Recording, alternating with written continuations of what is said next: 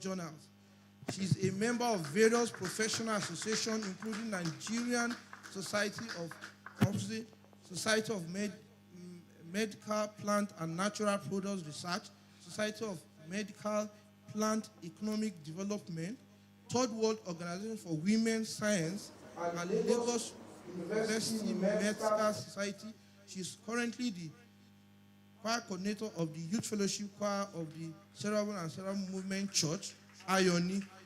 She's the founder of Auto Natural, a company producing organic soap, cream, and hair oil. She's blessed with a beautiful family. Please, let's clap our hands as we welcome our one and only professor. You're welcome, ma.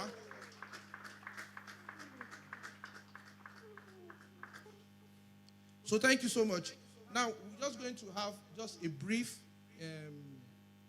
just one or two introduction about the church. SLA is 4. It's no longer news.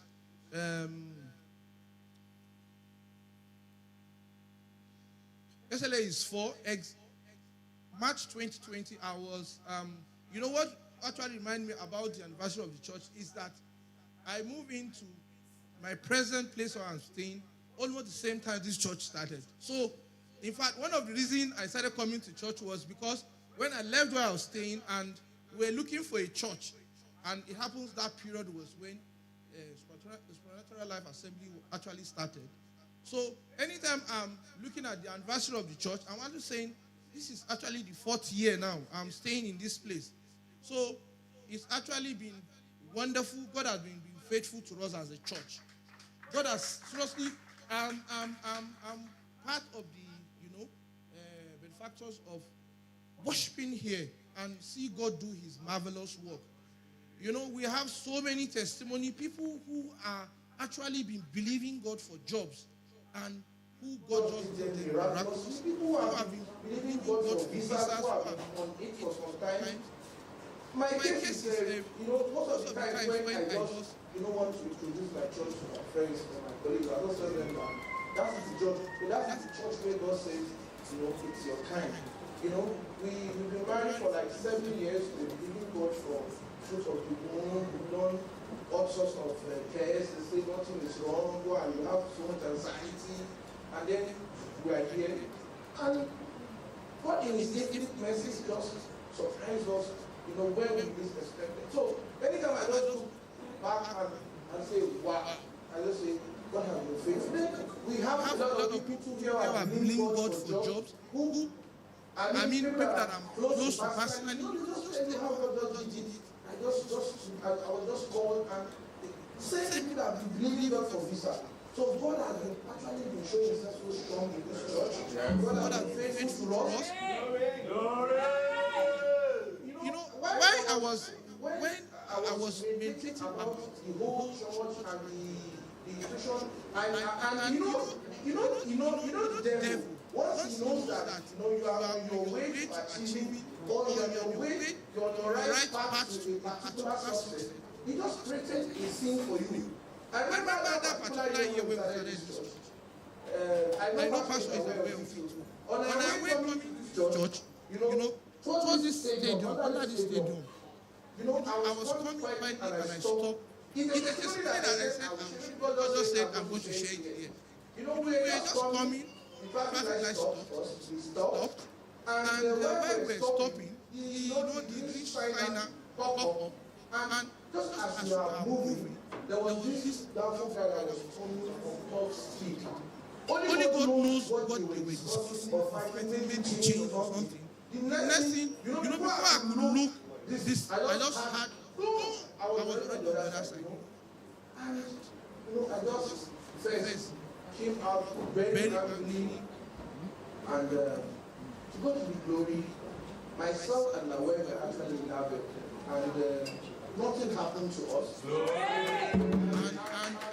And I just a lot of discouragement were beginning to come. How can you coming from airport church to, but God proved himself to be so wonderful, and God proved himself to actually hear, and God actually proved himself that we are worshiping at a very place where he dwells in. Let's shout glory. So, our MC Ray is going to be moderating the program for today. So, I don't know if he's around. So, he's going to be taking over. So, please, it's our anniversary. Let's marry. Let's feel free. Let's try and, put on smiles on our face. We're going to be having some visitors. So, please, let them come in and see us looking too serious. We are very relaxed and friendly. So, please, let's be that place. Thank you so much. Hallelujah. Praise God.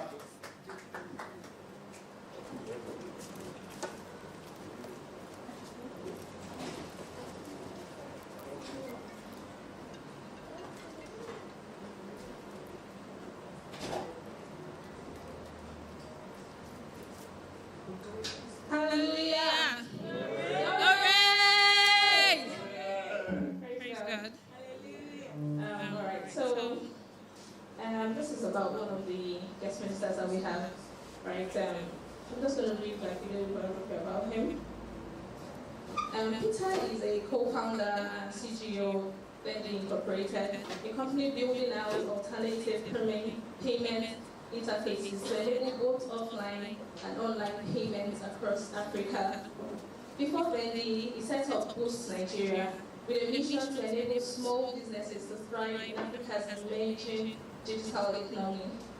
Peter also started a strategy consultancy focused on leveraging his extensive experience in finance, sales, and commercial strategy to develop sustainable business growth models for fintechs and social impact companies.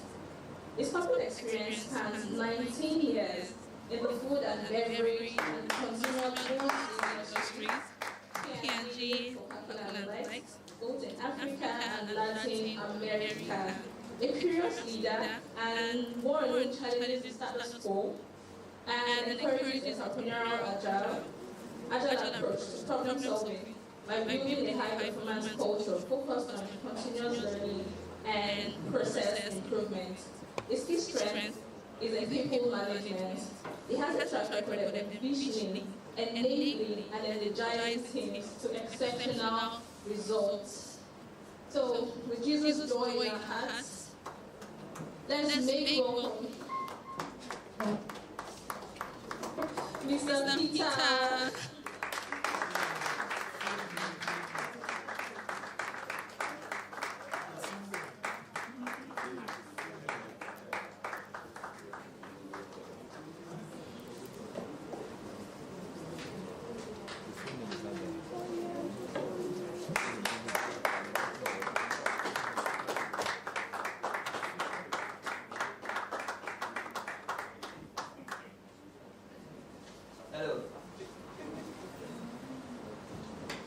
Hello. Okay, thank you very much.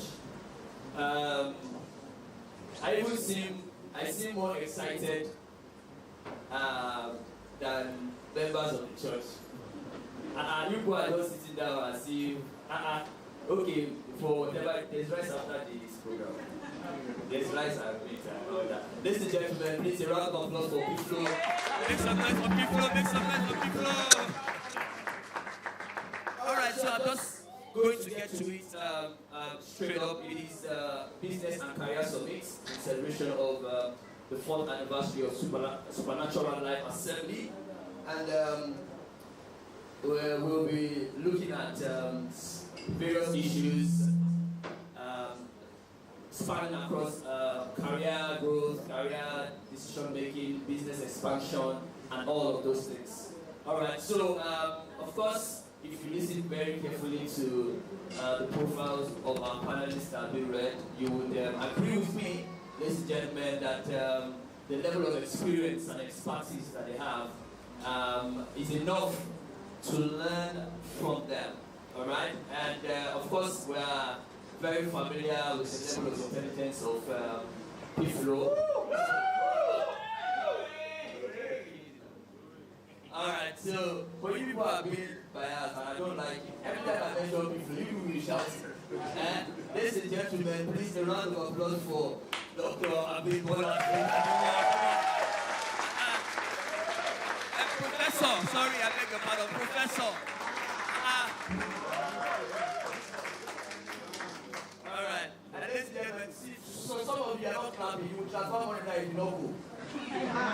Your money will hand. They are not clapping for where people are making it happen. Ladies and gentlemen, a round of applause for Mr. Peter. Peter Ebukoya. All right, so I'll get it straight. We're going straight up into it. I'll ask you the questions, we'll be answering it. I'm going to create the indulgence of Sans and Ma. That I know that we have a tendency to want to build this very, very in details as a matter of fact, because business and career summit is something that you can, people take business courses for 6 years, 4 years, and we just want to discuss it in the one. So I want us to please just eat the nail on the head. Let us tap so that we are able to cover many grounds in a short while. All right, so, and that's it. And then we'll take questions much later. As against writing the questions this time around, we want to be as interactive as possible. So if you have questions, you will have to take up the microphone and speak. All right, it's business. If you are shy, how do you want to do well in business and your career path? I mean, you can't be shy, so you have to, really ask the question with the microphone. So I'm not taking papers today. All right, thank you, ma'am. I see you. I'm not taking papers today. I want to hear your voice asking your question. So that's it. Ladies and gentlemen, one more round of applause for me. Somebody's out too. Okay, so this question is random. Any of them can answer it. If I need to be specific about the person I want to ask the question, I will mention it just before we go. So the first question starting first with the business session. All right, and then we'll go forward into the career session. So this one says, and of course, this is for anyone who can answer from the three of us here. What are the key strategies for successfully expanding a small or medium-sized business into new markets? I'll take that again. What are the key strategies? So that's this question is very specific. Key. There are a lot of strategies, millions of strategies. But what are the key strategies for successfully expanding a small or medium-sized business into new markets? I think Mr. Peter should to start with that, please.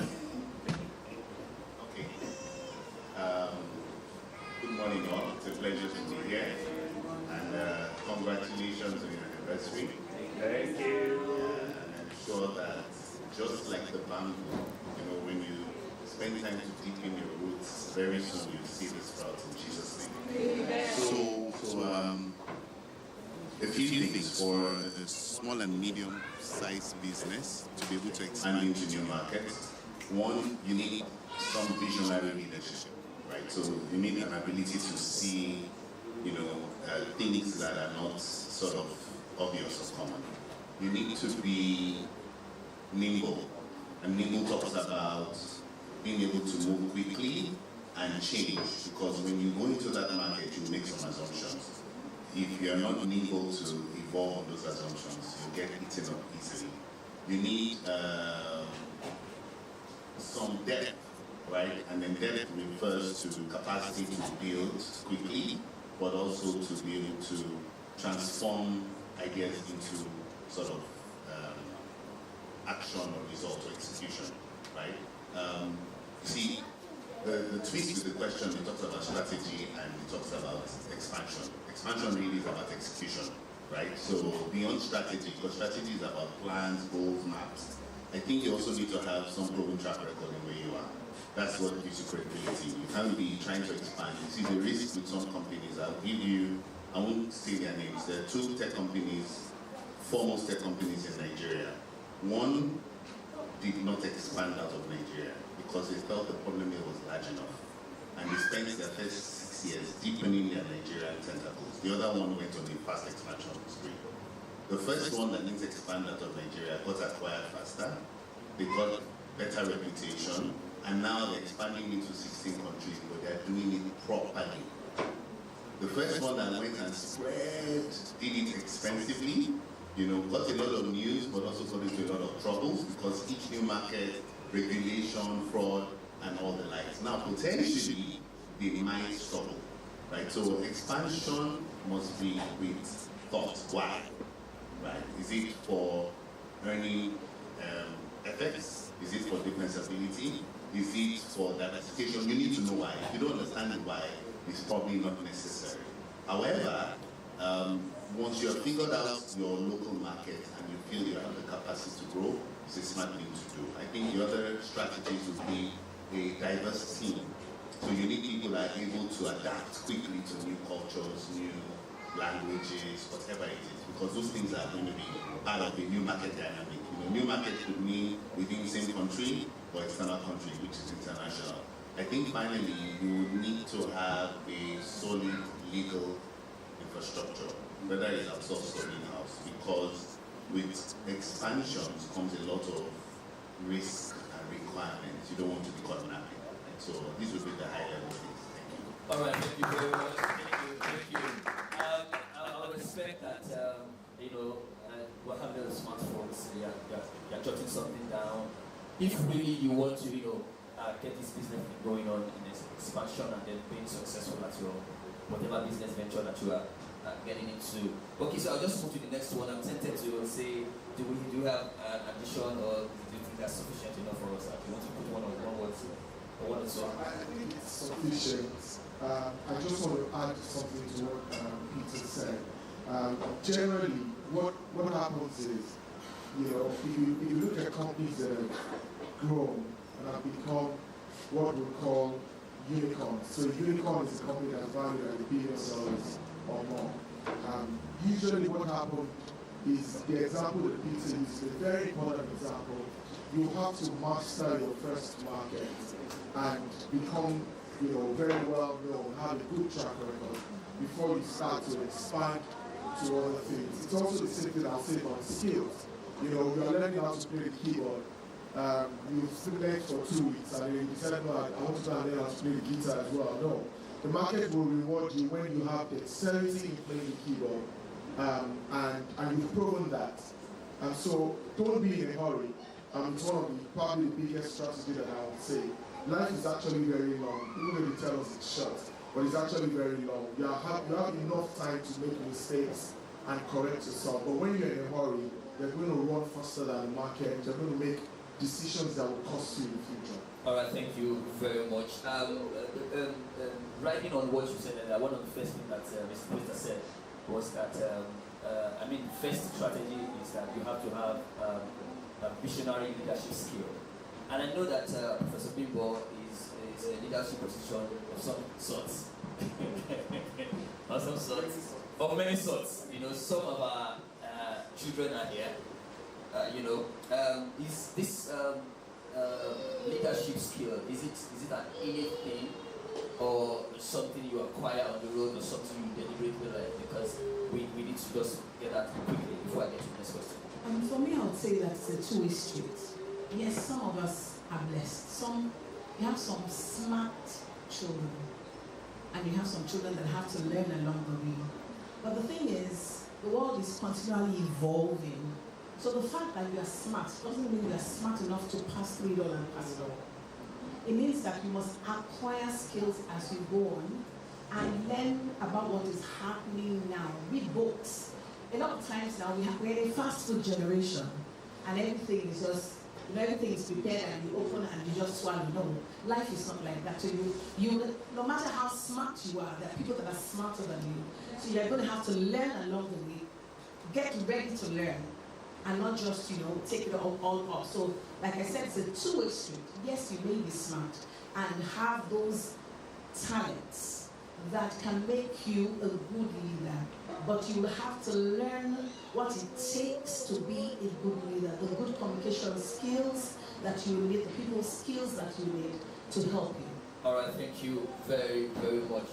When she said that it's a two-way street, that there are some kids who are, smart naturally. I mean, you just mentioned my name, it's fine. All right, so, and you also said something about learning the trends, which leads me to the next question, because the trend now is technology is the in thing now. You know, everybody's switching to tech all of a sudden. So the question now is, how can SMEs leverage technology to streamline operations and drive growth in a competitive market? There are three key words here. Technology, how we are leveraging technology. Then there is driving growth, and there's competitive markets. I mean, those are very key words that I want us to elaborate on.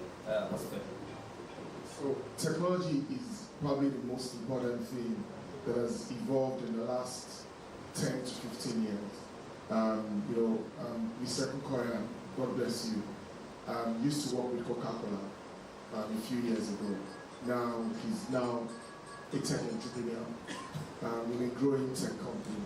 And the implication of that is that the introduction of new technologies actually have changed the lifestyle of people and even the consumption patterns of the customers.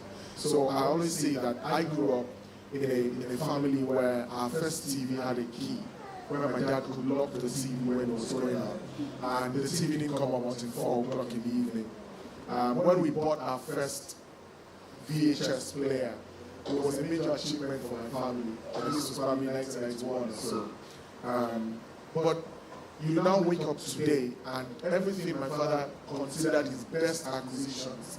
And I remember when we bought a stereo system, it was a surround stereo system. It's like we had hit the jackpot, but literally fast forward 10, 20 years down the line, everything that my father acquired over 10 years of his hard work. Once you buy a mobile phone, you have all of those things, and even more. So even for you as a business owner, you must understand that your time to market is also now shorter, because the lifestyle of products have become much shorter. When I was doing my MBA in 1992, they will tell you that there's a lifestyle, there's a life cycle of a product, and it takes you probably 10 years for you to hit peak. Today, the iPhone 15 is almost becoming obsolete because the Samsung S22 or something has come out, and it has a higher operating capacity and all of that. So as an entrepreneur, you must understand that the business that you're doing is going to change. Your customers are going to change, and technology becomes very important. Now, the other important thing is when you talk about competition. Competition is probably, in the last 30 years, has been the biggest driver of change across several industries. I told the story a few weeks ago in church about when GT Bank started as a bank in 1991, 1992. Prior to then, if you had money in UBA, you had to go to the UBA branch where your father had the account for you to be able to take money out. If you had an account in Surulere and you were in VI, you couldn't collect money from the VI branch. And then the GT banks came out, and all of a sudden I had a branch in Ikeja where I could collect my money in VI. And it took the bigger banks a long time for them to be able to cycle out. They thought those younger banks were going to die.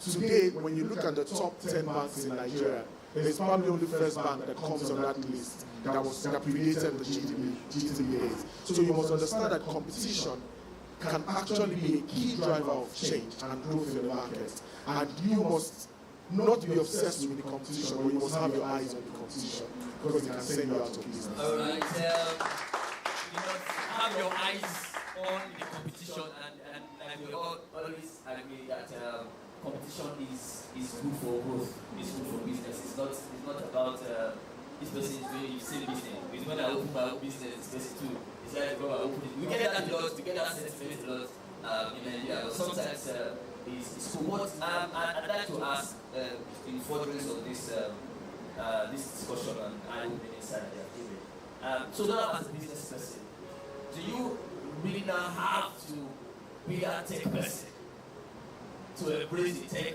changes that affect your business, or you're looking out for some of your friends who are tech oriented? And so how do you balance this situation? Some people are just, no matter what we do, they can never flow with the technology.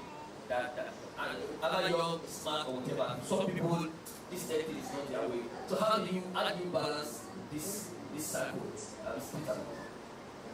Very fair question. And I think not everybody will be tech savvy. What is fair is that you should at least be curious enough to want to understand some of the basics so that you're not completely a novice. But you don't have to become the expert. You just hire.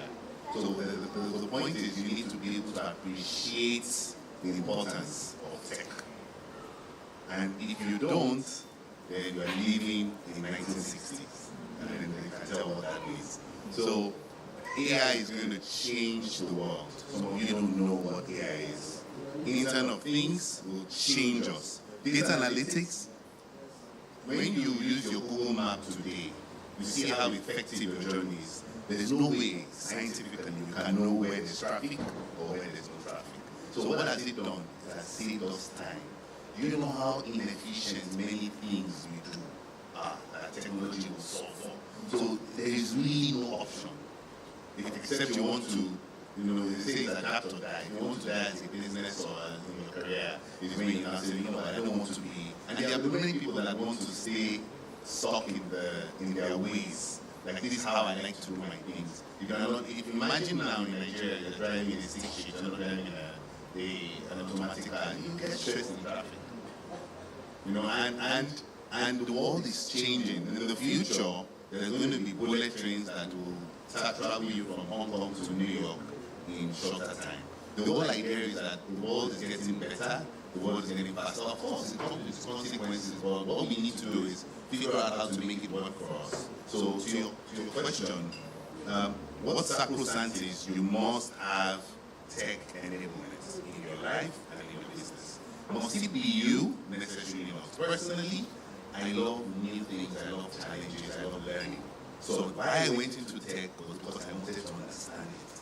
Because I saw it was the future, and I didn't want to be those people that will be discussing it without knowledge. Now, am I technical? Like, do I know how to code and all that? No. But I understand it. If you tell me widget APIs, I understand. And I understand it because I'm in it, so I got into it. So be enthusiastic, learn, research, but you don't necessarily need to be the expert, get an expert. But if you're talking to somebody, at least the most interesting thing I found around these clients, we love to be intellectually arrogant. People love to protect their knowledge, right? So you go to a bank, you find out that the tech guy there has booked the whole bank that is the best thing after sliced bread. And everybody's listening because they're ignorant, even Oga doesn't know. So you come there with an idea and the guy says it's not possible, and you show them. Then everybody's looking at it like, but you said it's not possible. Then he starts feeling bad. Now become his problem, mediocrity. Let's be open to challenge ourselves. We can't know everything. In fact, what humbles me the most is that this younger generation definitely is smarter than us. My son was born with an iPad. My first computer I saw when I was 13. Can you imagine? My first computer, and we all gathered around a desktop, Windows, we'll wait for it, and slow, 286, 386, and floppy disk and hard drive. That's my first computer. How can I be smarter than my son? I can't. So let's be humble. The next generation will only keep getting better and better. It's touching screens. What is touch screen? Touch screen is like a 3-year-old concept. He was born to touch screens.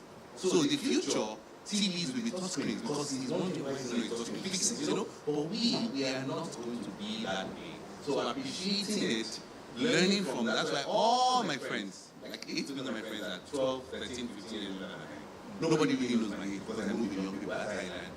I need to stay fresh, current. Their language is different, their thinking is different, but I appreciate it. All right, thank you very much. So we just move forward. One of the major issues that I have personally had business owners, either at large scale or small or medium scale business, always complain about the workforce. Saying that if you hire somebody, the first thing they're thinking about is how do they run your business for you? How do they get their own costs for whatever it is that I have had that kind of things a lot. So this And whether we like your business owner, whether you are sole entrepreneurship or you are working with people, you need people to do stuff for you in your workplace. Alright, whether they are around or not. So this question pretty much is what are the effective or what are the most effective ways? Most effective ways, there are a lot of ways. Most effective way for SMEs to attract and retain top talent during periods of rapid growth. What are the most effective way? How do you this person know when I leave this person in my business I'm okay, or this person can perform? You know, some people their CV is more brilliant than they are. When you see a CV, and then when it gets to the job, you now realize that Nigeria has statistics. So the question is, what are the most effective ways to be able to attract first and then retain top talent? Because we know that these top talent are always looking for another bigger opportunity. And this culture of 1 month notice for resignation, it doesn't happen anywhere. People just wake up and you don't come to work today, I'm working somewhere else now. So how do we attract and retain top talent? Anyone can go read. Okay, Prof. Okay, so let me come from my own world. And I think that what keeps people going is challenge. You always have to challenge them. So this morning I came in from Morocco and we got to the airport and Can you give me one to feel like 4 years this morning? Thank you. So we got to we got to the customs place and normally you go abroad and you only see one customs person and he's there. But you have to go to the customs for one person to see your passport first. Then the other person, you now go through. So I really didn't really know how to navigate. So I said, I better go there, Jerry, and I had to now go. Then another person was now the one who was going to stamp my passport. And I said to the person I went with, what stops the two of them from being right next to each other? Or the person, why waste manpower? The person who cited my passport can stamp. All he has to do is stamp the thing, for heaven's sake. And that's one thing that I think that employers need to know. I said to one, my wife is here. One day I was at my table and I started weeping. And I said, you know what, my job no longer challenges me. I wake up in the morning, I go to the lectures, yes, the students come. It was just, and I asked myself, so what did I do here? Because I said, no. I have to move on to the next level. So I said to myself, you know what, I'm going to challenge myself to my research. Yes, I do cancer research. But the Europeans will not want you to get the drug for cancer because that's their market. We have bed sores. People go to the hospital and are having bed sores. So I began to think of, okay, what's the next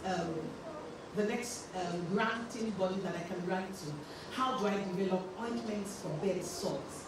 Okay, the ladies, when they want to go to the market, they use this sunscreen. The sunscreen is like 8,000.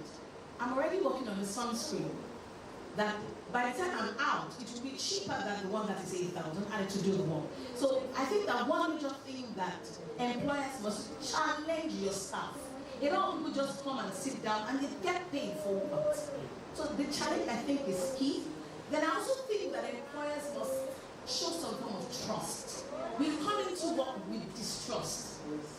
Like you said, one of the guys that came to the airport today, he said, oh, it's a new airport, the new airport. And said, how long will it last for?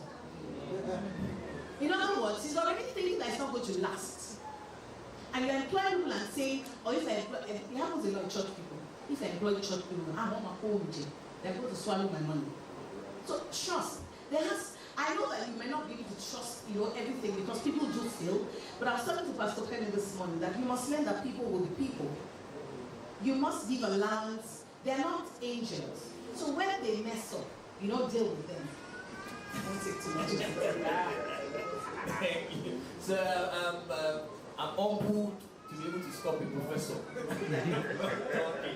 I'm sorry, I just constrained the time. That's some on how do you attract these talents?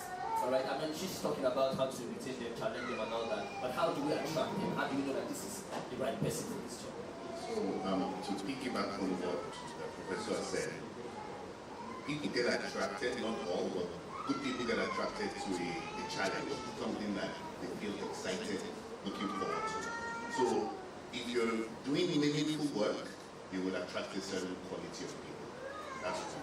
Two is, you need to create a culture where people enjoy what they do. I had a boss who asked me, what kind of culture will we create that people will want to work for us without being paid? It's a mindset, because salary compensation is important for this company.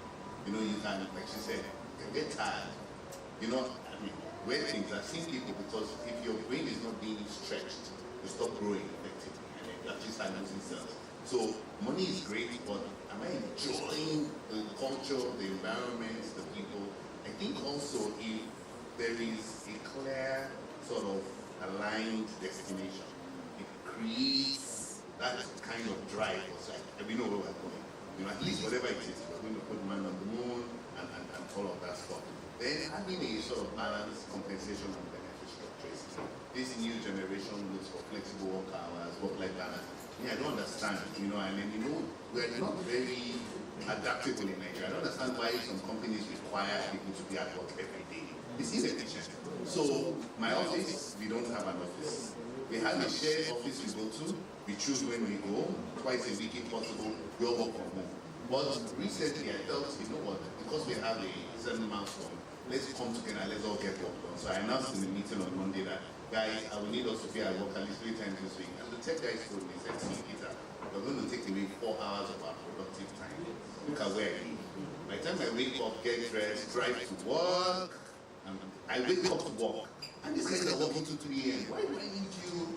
You know, so we figure out, do we get the location closer to where you stay and you can hold it? Because there's benefit in seeing each other, but it's not like they must all drive to one location. So you need to create some form of the right balance that will, I think it's this, I think she said it, there's a lot about being fair on the expectations, but you can actually change how people commit to you. Because it's a two-way street. If they see you as a leader, you don't have passion, no ownership, you're not in it, you know, you're treating them as employees.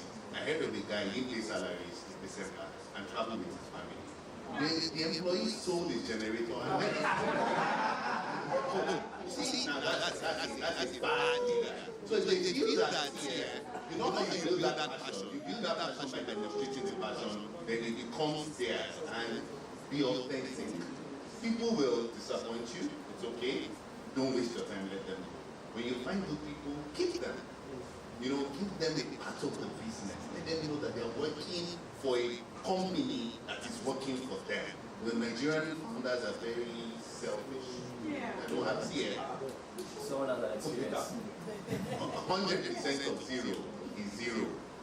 If your best people leave, then you might. So I'll end with saying this about people development, career growth, because it's a big thing for me.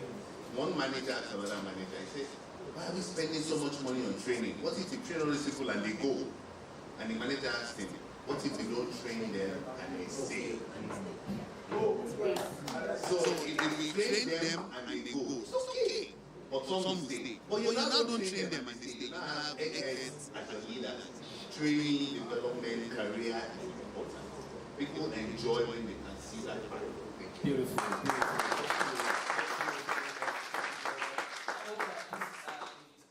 These words are inspiring some questions already.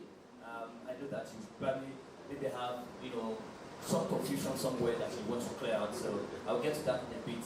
This is very, very important. I'm going to be directing this question directly to Pastor Femi as an investment banker. All right, because this has to do with funds, and it is always, I don't have the funds to start my business, I want to grow, we're talking about growth, how do I access this fund, capital is my problem, and all of those things, all right? So the question pretty much is what are the, find ways that small businesses, SMEs can attract funding and capital to support their rapid growth. Now this is growth, not just the business that you're starting. Business that are looking forward to expand. Okay, thank you. Usually, when I'm doing this is usually like a 2-hour class, but I'll try and do it in 30 seconds to 1 minute. So there are certain things that we say that your primary capital source is usually your network, your immediate network, the people that you know, the people around you, and are usually your primary source of capital. Family, friends, foes who believe in your dreams.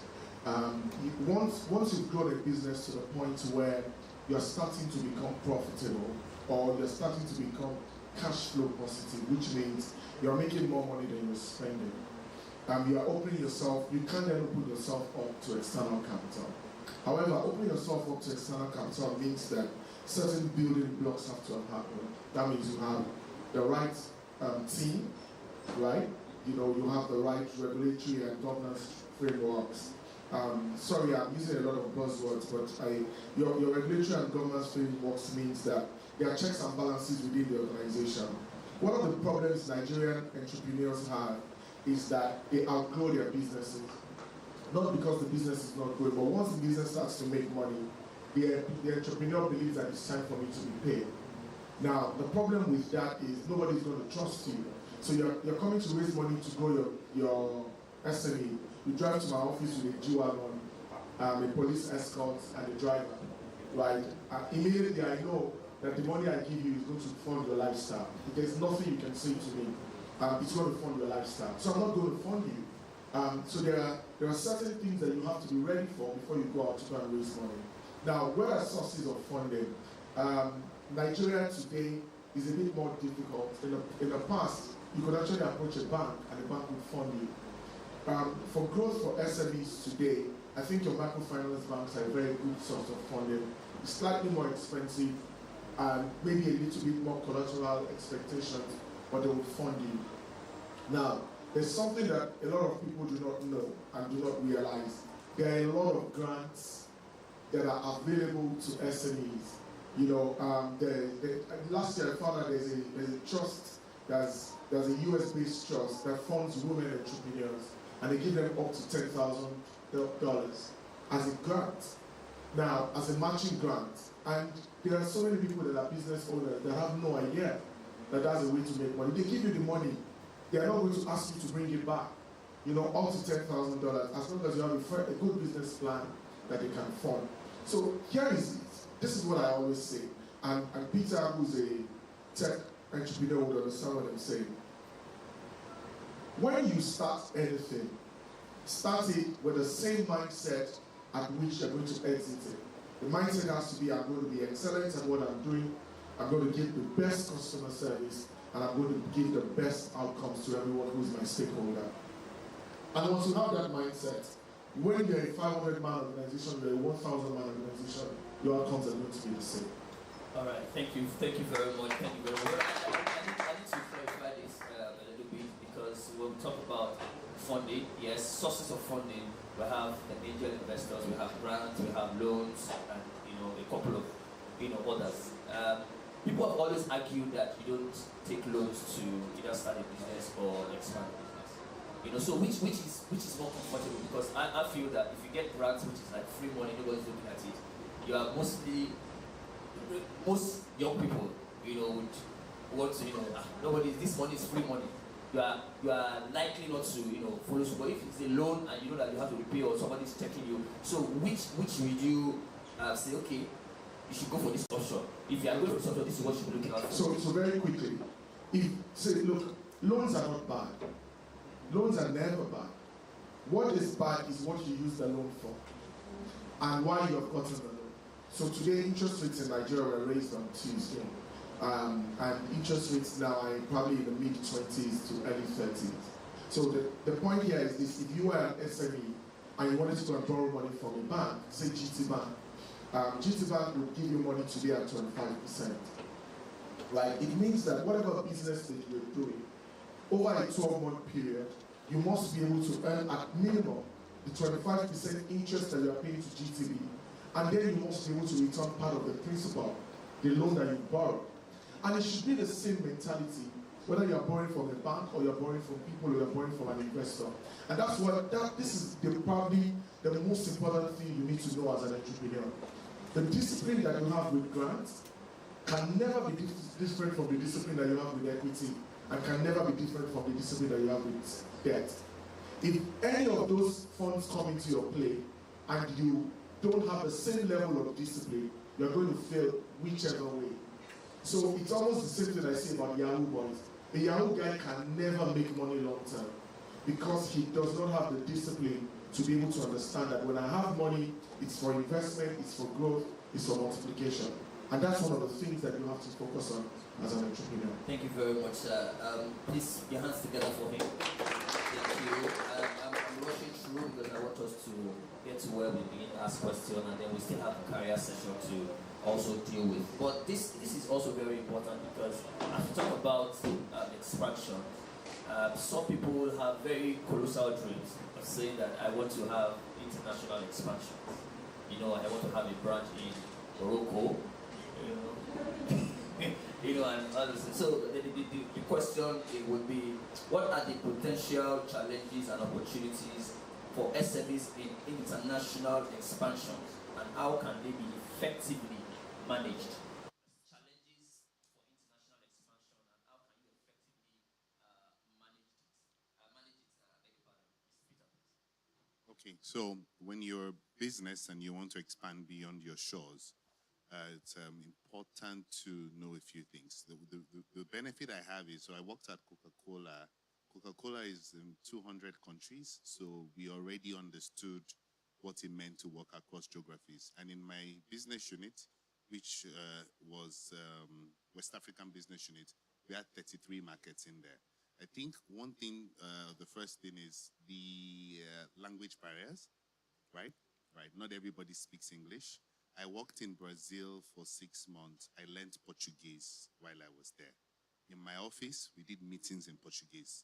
It's a multinational company, but that's the local language. It was a shock to me. When I go out, people don't speak English. They don't want to speak English. You know, similar to when you go to French countries, it's like that, and then it gets worse. But language can be very important. Of course, in the future with technology, that may not be as much as a challenge. I got a teacher, and she taught me for 3 months, and I speak Portuguese. I understand Portuguese. Second thing will be the fact that the culture is different.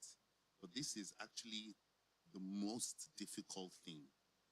And if you're not wise, you get into a lot of trouble. You know, and most people don't, as businesses, don't. Let me give you a scenario. In East Africa, they have a culture. They call it passive resistance. They don't disagree with you, but they don't agree with you. They are calm. Okay, sure, but you're not agreed. And there's no way you would know.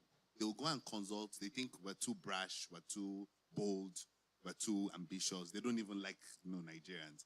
You go to East Africa, you're trying to start a business. You don't get a local partner. You don't understand their culture. You'll be wasting your time. They won't give you your license. Nobody will patronize you. In fact, they think we're fraudsters. You come and tell somebody, hey, I have this app. The guy is thinking they want to steal my money. If you're a startup, you want to go into East Africa, you need to understand the culture. It takes time. So some tech companies will go, you hire a local team, you spend time in the market before you now say, okay, we understand. If you go to Asia, they have a weird culture. Those guys are efficient. 5 is 5. You give them an assignment, the next day is turned in. If you go to South Africa, once it's 5, they leave the work phone in the office and they go home. You can't call your direct report on a Saturday. You can't. You can lose your job. You can't. You can't call your direct report. So if you don't understand culture, I had a boss, he went to South Africa, they frustrated him. He would call me crying. Peter, I can't get any work done. Because here we will work.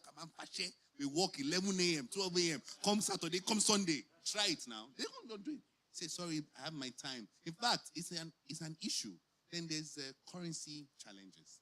You know, how do you exchange the currency? You understand? You can lose a lot of money just on currency between one market and another. Part of why Nigeria has struggled in the last couple of years on FDIs versus before was because of our devaluation. You come into the market and an investor, you bring in $10 million. You need to work 3 times as hard if you're in this country, to take the money out. And then you take the money out, you can't find the money, right? So those are issues when you're expanding. Then there are regulatory issues. There are regulatory issues. If you don't go into a market, you don't understand what's the law of the land, you can actually lose all your wealth. You can finish your business. It's now time to take your money out. They'll tell you, oh, you didn't know. And you see, that's how some countries actually take advantage of global businesses. Some countries are more welcoming and some are not. Then there is the resourcing, people, capability. It's a challenge. It's a challenge because it's a multinational. Some of them don't think it's theirs. So you need local partners that will then inspire and say, okay, this is part. You have to think about a right structure. Then there is also competition.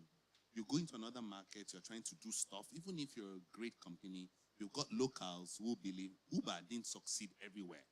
Some countries made sure they failed.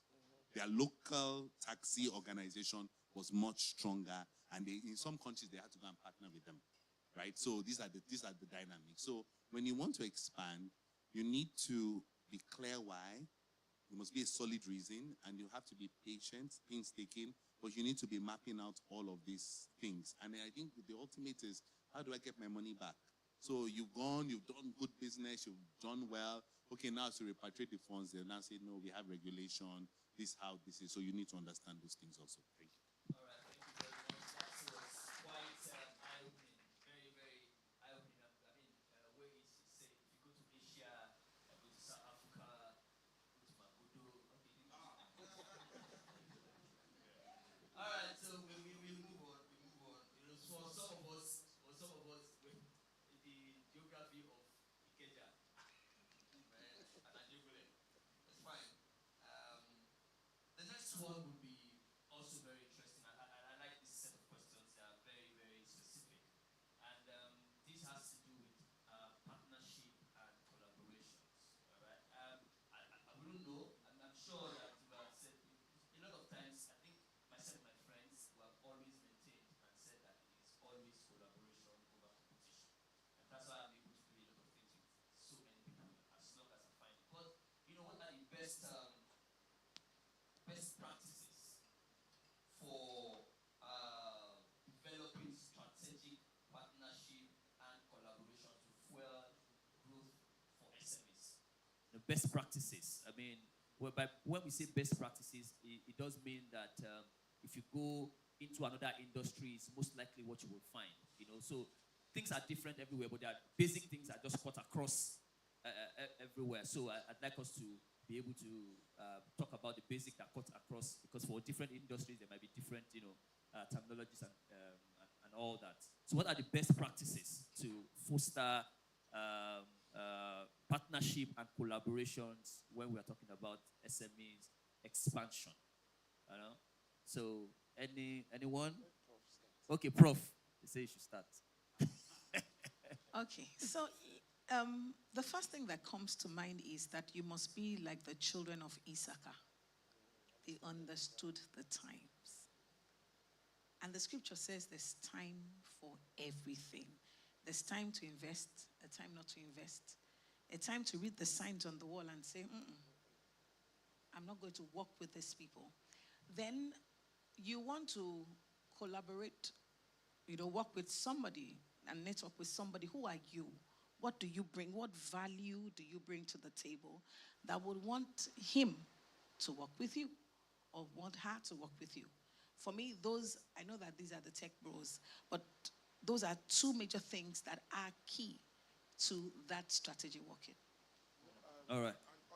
Honestly, I couldn't have even said it better. The truth is that when it comes to expansion, so I do a lot of advice. I do advisory work, and most of my clients are always looking for expansion, look to grow. And one of the most important principles that partners are going to look for is, do we have the same culture, or do we have similar cultures? Do we see the market in the same way? So think about this. You're a tech person. You're looking to develop a solution that allows people identify whether there's water in a particular location, just using a crazy idea. And you realize that you either go there and plant your own technology at every location, or you find out that, look, Peter actually has a business that already has water identification, And all I need to do is partner with Peter, find a way to share revenues, and then we can grow. Let me give you an example. Somebody makes cake. You make cake, you bake cake, that's your job, right? And you're not friends with the person who does event planning. You're not friends with the guy who sells Coca-Cola. You're not friends with the guy who sells food. You're stupid. I'm sorry. I wish I could say it anyway. You're a fashion designer. You're not friends with the person who sells clothes. Because the woman who sells clothes is the one that sells ashwebi to the families that want to make clothes. So if she's your friend, she's then going to say to them, collaboration is not just about looking at, I want to win now.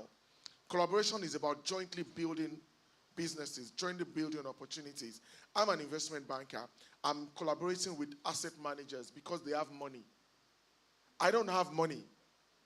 And I sell advice. So when I know that I have clients that need investment, I have to have partners who I can call and say, guys, I'm going to send you a term sheet, and you guys need to look at it. Peter and I were talking about, he's about to do a fundraise. My company has a PE fund. I've already introduced Peter to my company's PE fund. Why? They're going to collaborate because I can be looking at, I like technology, Peter, let me go and do it. I can never do it as well as he's doing it. But I can collaborate with him, make a lot of money from him because I trust him, and I'll walk away after making the money and nobody will be any wiser. So look at your business and find the people around you that are important to the value that you're creating and collaborate with them. It's almost a no-brainer, but we grew up in tissue batin tauma for bojenu. Don't let people know. Don't let people know what you're doing. Oga, in the 21st century, you publicize what you're doing. Let the witches and wizards in your village, let them know that, let them too go and change their own strategies, because now there's no element of surprise. But very, very important. Very, very, very profound. Thank you very much. I promise you I have only 2 questions left for them. And then we can bombard them with our questions. But again, I'll be taking very limited questions. So, usually when we're talking about questions, some people, they will bring the question late. So I need you to bring the question that when the time for question is over, you won't say you have a question. So we will not be able to attend to it. So please, start prepping your questions. I have just 2 questions left that are very, very important. Well, as important as all the ones that we have been discussing before. And this one is, in what ways can SMEs effectively differentiate their products or services in a crowded market to accelerate growth? This has to do with, branding and all that, but I'm sure it goes beyond branding. So in what ways can we differentiate our products or services? Okay. So I have an interesting challenge, even for Prof, for example. All right. So a few years ago, I had insomnia. Well, I still kind of struggle with it, but I had insomnia. And Prof, we're talking one day, and she said to me, oh, I'm going to bring you something. And she brought me these tea bags that she had developed. And honestly, I took that tea, I slept. Wow. I took that tea, I slept. But now, this is the problem.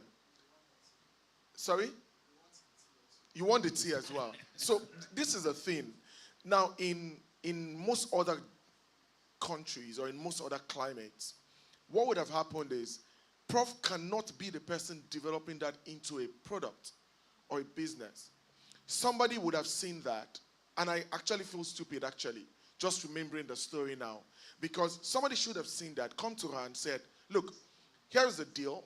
We're going to buy this technology off you, and we're going to brand it, call it whatever brand we want to call it. We're going to market it, and we're going to pay you a fee, like a licensing fee for doing it, and we're going to multiply it. The truth is that we all are looking for sexy, great opportunities, but those sexy, great opportunities are sometimes things that we see on a daily basis that meet needs. I can assure you that anyone who's over 40 has a 50% chance of having insomnia. It's something that once you cross 40, sleep becomes a bit of a tricky thing for you. Now, imagine if we were able to brand a product that's health It's not caffeinated. It doesn't have all the problems that you would have from other over-processed products, but you brand it properly, right? And I think that's very important. A lot of people here, most people here, I believe, may be actually entrepreneurs rather than 9-to-5 workers. And you might actually just have a small business. First thing is name your business. And don't call it your name, except your name is easily remembered, right? I cannot start a business and call it Oladen now. Because people, first, they don't even know how to pronounce the name. So name your business. That's a name that's different, that is recognizable. Secondly, create a brand that is different, that people can see. That when I see the brand, I can immediately tie it to the product. And I would say, thirdly, is collaborate. Collaborate. Let somebody else be responsible for parroting how good your business is. And I think if we do that on a consistent basis, in another 5 years, everyone sitting here would be struggling to list on the Nigerian Stock Exchange. Thank you. Oh, shit. All right, so an attachment to this question, and I'd like Mr. Peter to help us with this. What's the, in very few words, what's the difference between marketing, branding, and publicity? PR. Okay, cool. That's very technical. So there's something called intrinsics and extrinsics. They call it logic and magic. Marketing really is it's almost like a principle to create awareness, get people to know about you, what you do, why they should buy you or use you, and that whole process, TV, billboards, there are stages to it, right? So there's something called awareness. From awareness, then it might go to trial, and from trial, it might go to adoption, acceptance, and it might go to like and love. That's marketing. It's a whole lot of processes, right? Now, what is branding? Branding is about building an identity for yourself as a product. It's different from marketing. Now, branding is so strong that some products, they don't say anything. All you see is their logo, and you can relate with them. It tells you how strong. Branding has depth in it. It has to do with purpose. It has to do with connection. It's not marketing. So marketing can be quite surface. Branding is deep. It's very difficult to build a brand. So you can have great marketing, but branding that is like sticky, that when people think about it, they remember. So if you take a good case, if you think about GT and First Bank, which is a stronger brand? GT is a stronger brand. Why? Their colors are edgy. Their identity. If you look at the GT buildings, can anybody remember a First Bank building? No. It's just funny enough, I'm just thinking about it. There's nothing. I can't even remember, but every GT Bank branch I've gone to is memorable because they use the architecture. That's branding. The color. Providence Bank has their own fragrance, their own, what's that thing called? Smell. That, diffuser. Their own. They have their own. All the branches. If you say Providence, you think of the colors. You can think of their colors. So it's clear. Now that's a strong brand. So it's different from marketing. Now what's PR? PR has to do with how you engage the public. The statements you make sometimes can be like image laundry. So some people try to use PR to drive their brand. So they don't have a strong brand. I won't use any names. I need to be careful. But they use PR. PR is like, I don't want to use the wrong word, like noise, right?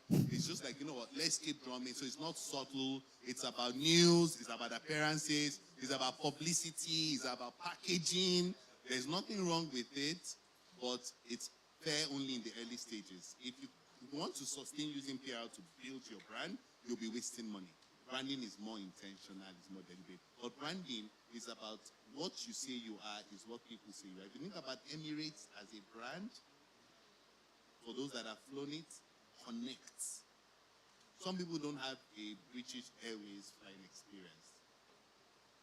Some people don't have a Delta Airlines flying experience. They're not trying to be a brand. They're doing business.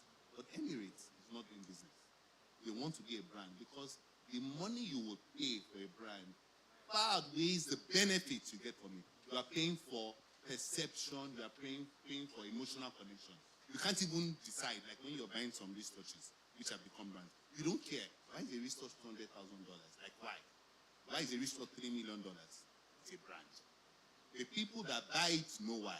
It's no longer functionality. It doesn't tell time anymore. They will give themselves reasons why they buy, even if there's no reason. Or there might be a reason, like LV. So branding is the highest form of marketing here.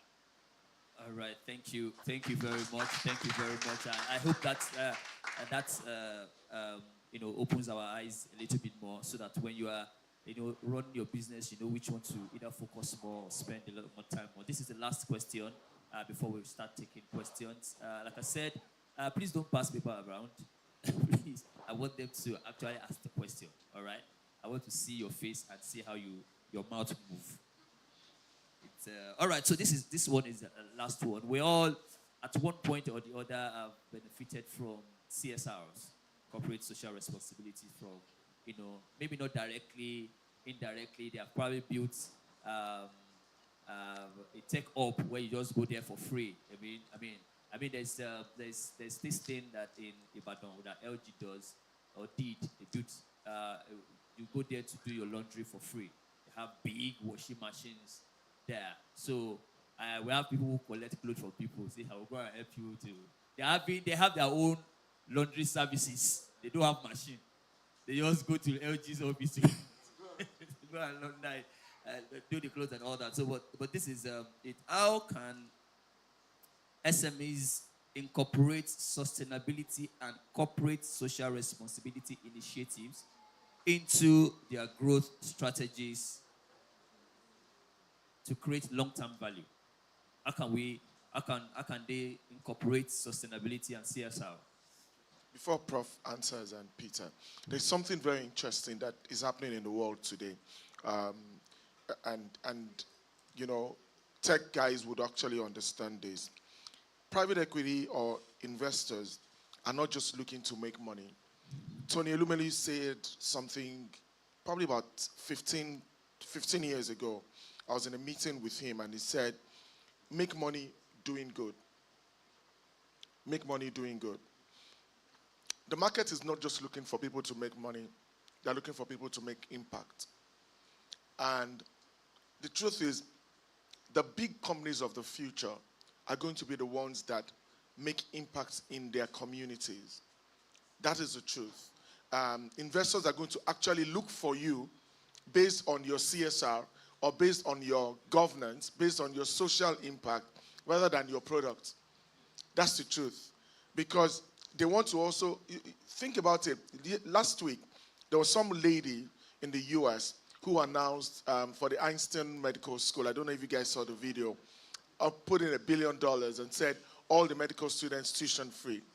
That made the news. Why? Because she was doing good. Now guess what? You think that $1 billion was a lot of money for her. It wasn't.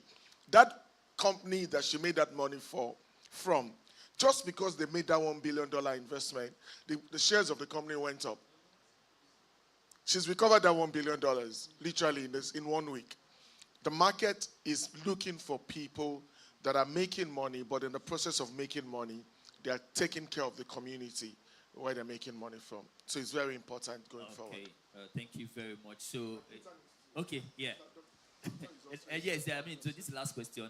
I'll take it very briefly, and then I can take questions from you people. Please prepare your questions very quickly. So P-Flow said it. I mean, a startup, and what we've learned is 80% of the funds that are coming are now looking at the ESG metrics of those startups, and we've been going through those trainings. But because I've worked in corporate, it's part of what we've done, governance, CSR and all. See, this is, sometimes I get stressed or I worry about the reason or the purpose why people do things. Some people, the whole idea of them starting a business is just for profit. They don't care. And it's very sad. There are people that will import fake drugs into the country just because of money. And it rubs off robs us off of our humanity. What do you need that amount of money for at the end of the day? Everybody around is dead. It's like the guys that take millions of dollars and bury it in a sockaway in an impoverished community without hospitals. So as a business, this is my philosophy. Governments have failed, right? The next layer is the organized private sector. We are the last hope for any transformation agenda. Because the homes they don't have the capacity.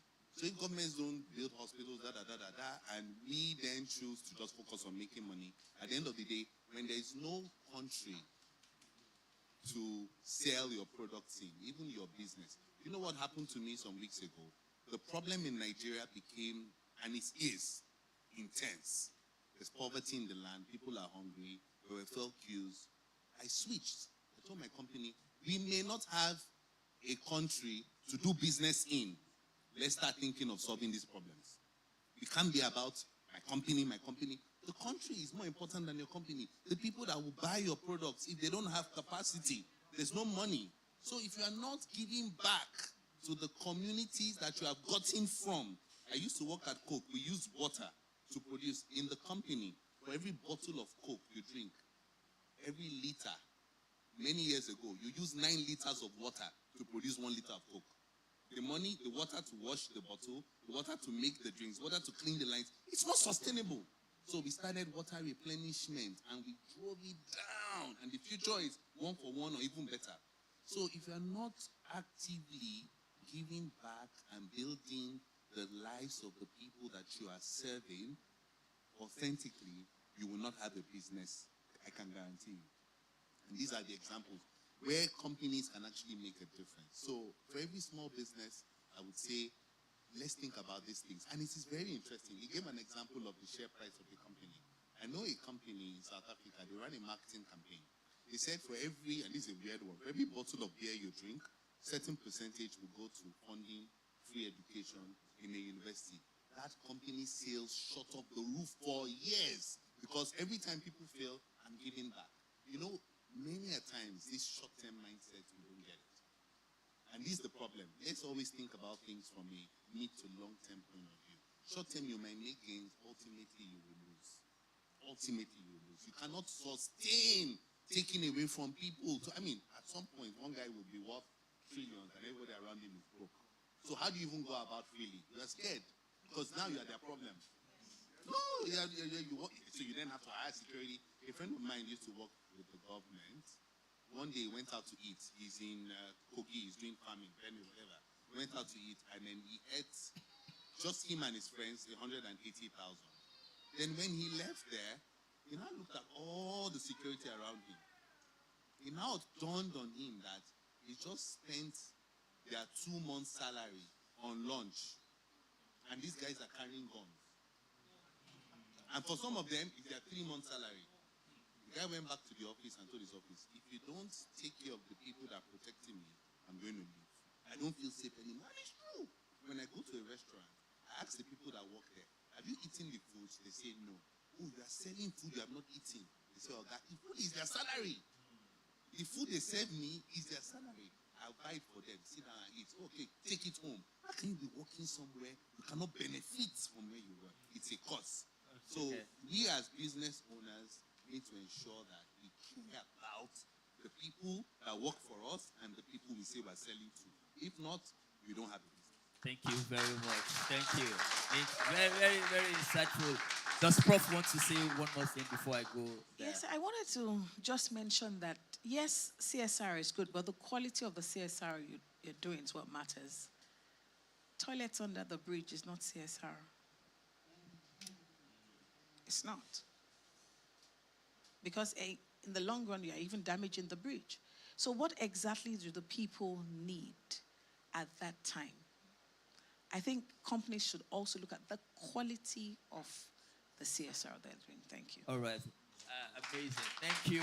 Thank you very much. Please, before we get into the question session, can you please help me appreciate them again with a round of applause? Round of applause. So, because of my time, because of my time, I would be generous to take 3 questions. If the questions are very short and easy to answer, I can increase it to 4. But if your question has A, B, and C, I will take only one of those options. All right, so is anyone helping us with the microphone going around? Okay, there's someone there. Thank you very much. Okay, that's 1. I want to take all 3 together. There's 2 at the back there. 1 more, 3. Okay, so we have 4 final. Thank you very much. So let's start with. You could tell us your name and what you do, if you don't mind. Good morning. My name is Rotimi. I am a sales executive. I work for Chief Pharmaceuticals, a subsidiary of TGI. Now, Chief Pharmaceutical is currently suffering from, how do I call, detachment syndrome. So companies are exiting Nigeria, some of which we distribute for.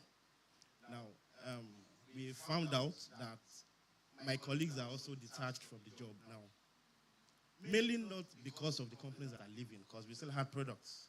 No, so my question is, though I'm a sales rep, but I also have a bit of, connections with some of my bosses. So how do I approach them to solve this detachment thing? It boils down to the question about retaining your workforce and, yeah. Attracting top talent. Okay, thank you. Let's just take that question before. Or we want to take because the question I think I can answer that very, very easily.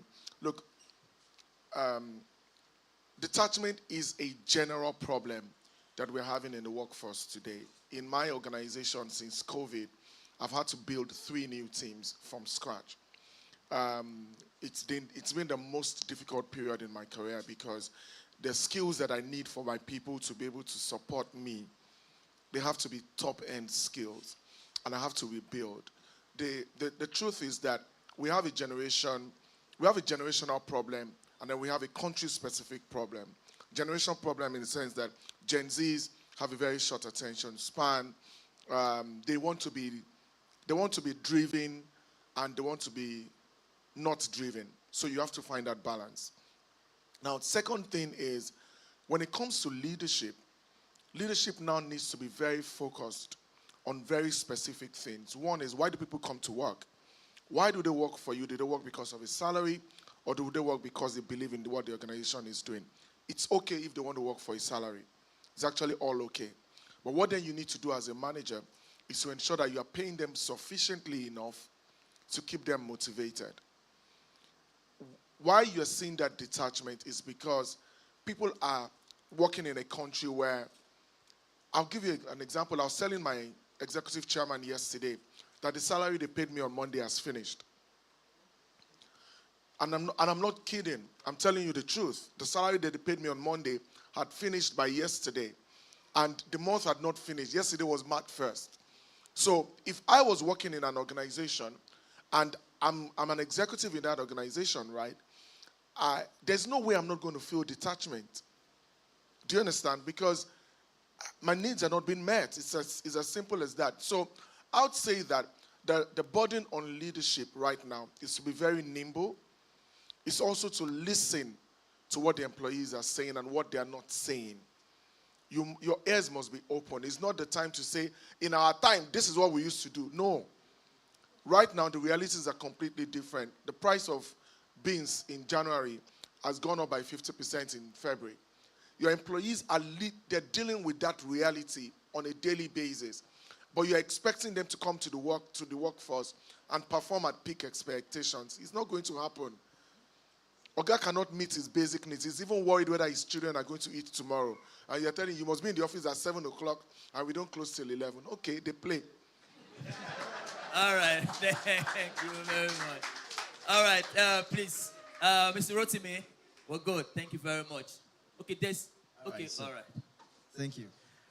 My wife is actually an entrepreneur, and I'm asking this question because of her. What's your foolproof advice to entrepreneurs in Nigeria presently? What would your advice be to an entrepreneur, especially someone who deals in import and exports. What's your foolproof advice to an entrepreneur in the present day Nigeria?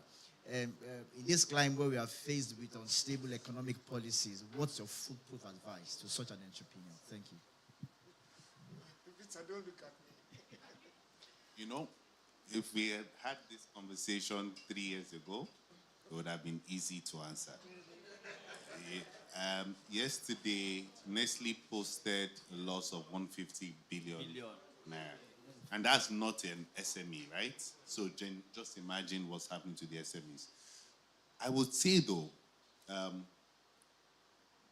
from experience, every time the world and nations will go through cycles like this. Sometimes they are 10-year cycles, sometimes they are 4-year cycles, sometimes they're longer. What's happening now in the world is probably a 40-year cycle. Has never been like this before, right? So it might take another 40 years to get here. I think I'll tell any entrepreneur, my foolproof for them is, I would say first is, know the reason why you started your business. It's more about purpose now.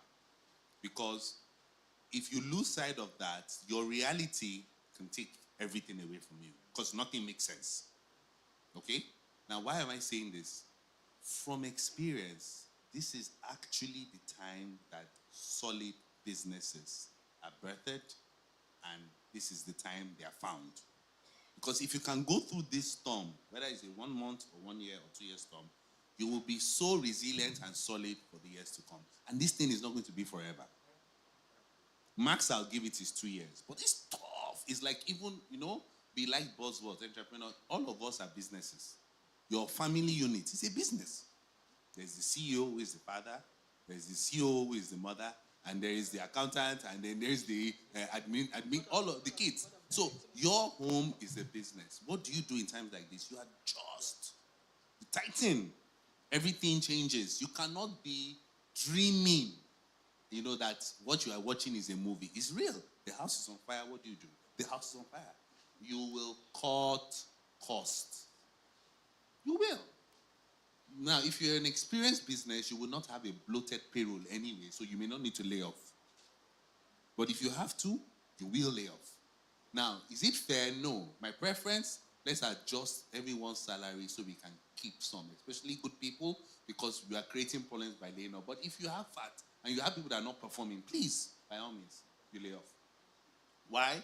You need to survive. So early this year, I'll end with this. I went for a retreat with co-founders with my Ventures platform, and they gave us some bullet points of what we needed to do. They said number 1 is called default alive. Do whatever it takes to stay alive. Whatever. Breathe. Meaning minimal, because no funding is coming. There was a case where they'll tell you, think of exits. If you know that there is nothing I can do to make this business succeed, it's better you keep your reputation, return the money that is left, and go and get a job. There is here, that thing they told us is not true. You can't be a billionaire except you have your own business. It's not true. They won't tell you that 90% of businesses fail. Whether you are an entrepreneur, whether you're an employee, or you are a lecturer, there is no good or bad, right or wrong. Everything has its good and bad sides.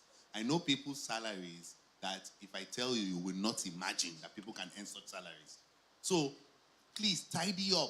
Okay, let me give you my personal example now. As I am now, if I decide to go back into employment, I know the kind of pay I can get.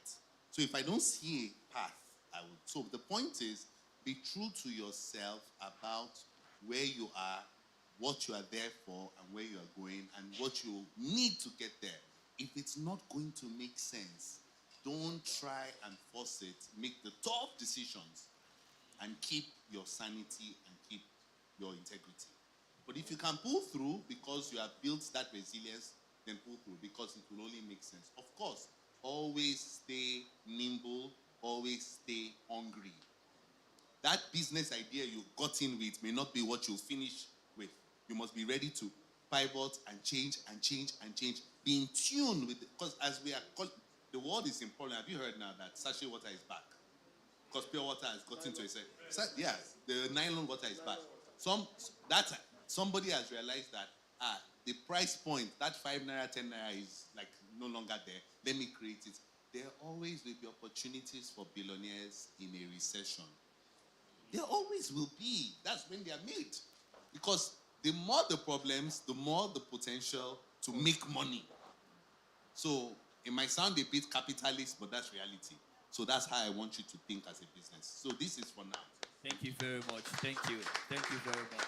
All right, so I'll take the third. Did you raise up your hand earlier? No, sir. There's someone behind you there where you will just left. All right. Okay. Good afternoon. So my name is Wally. Please use the microphone. Okay. Is it better? Yes. Okay. So my name is Wally. So my question is majorly directed to Mr. Peter, right? Because I'm also in the fintech space. So I work as a project manager at Advanced Use. What we do is build financial solutions. Okay. So recently, I've observed that a lot of companies have sprung up and they're saying, okay, they're doing crypto, they're doing payment solutions, they're doing this, they're doing that, and in a way, the Nigerian government just wakes up one day and just comes to frustrate your idea, and you might have raised thousands of dollars or millions of dollars, and Nigeria government just comes and says, okay, today you can't do this, you can't trade, you can't do this anymore. So the question is, what do you think holds, or what do you think the future holds for the fintech space in Nigeria? So that's the first question. Then the second question is more like a general question, or like just something I'm throwing out there openly. So I hear a lot of people say Gen Z, Indomie generation, fast food, something like that. In as much as that is true, I still feel like the companies around us are really not exploiting the Gen Zs, because there are a lot of talent, I promise you. In my company, our customer success lead left, and she had an understudy who was a Gen Z, and today she is the lead customer success, and she's not even done with school yet, and she's handling the business perfectly well. So I think for startups, what some startups needs to do, to save money and also be productive sometimes is to tap into that Gen Z energy. Of course, by doing proper research and ensuring that Thank you. this person is... Thank you very much. So we just get straight into the question. Your question was directed to Mr. Peter, so... Okay. Thank you. What's your name again? Wale. So, you are right.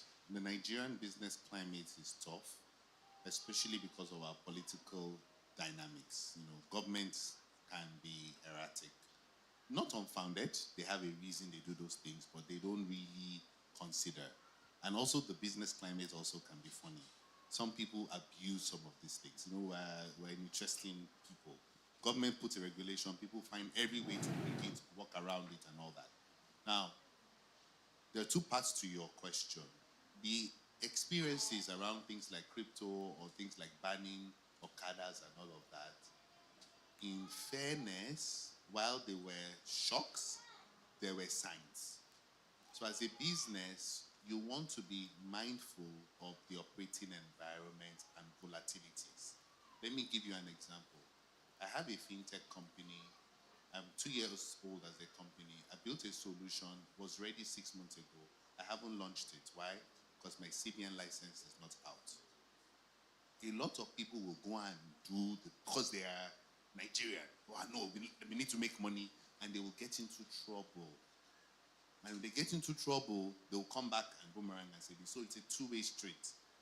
Understanding regulation, understanding policy direction, having people that can tell you, hey, be careful. Somebody worked on the crypto ban. The reason was because of the FX speculation. We saw it coming. In fact, crypto is everywhere in the world. It's great for investment, but shaky from a regulatory point of view.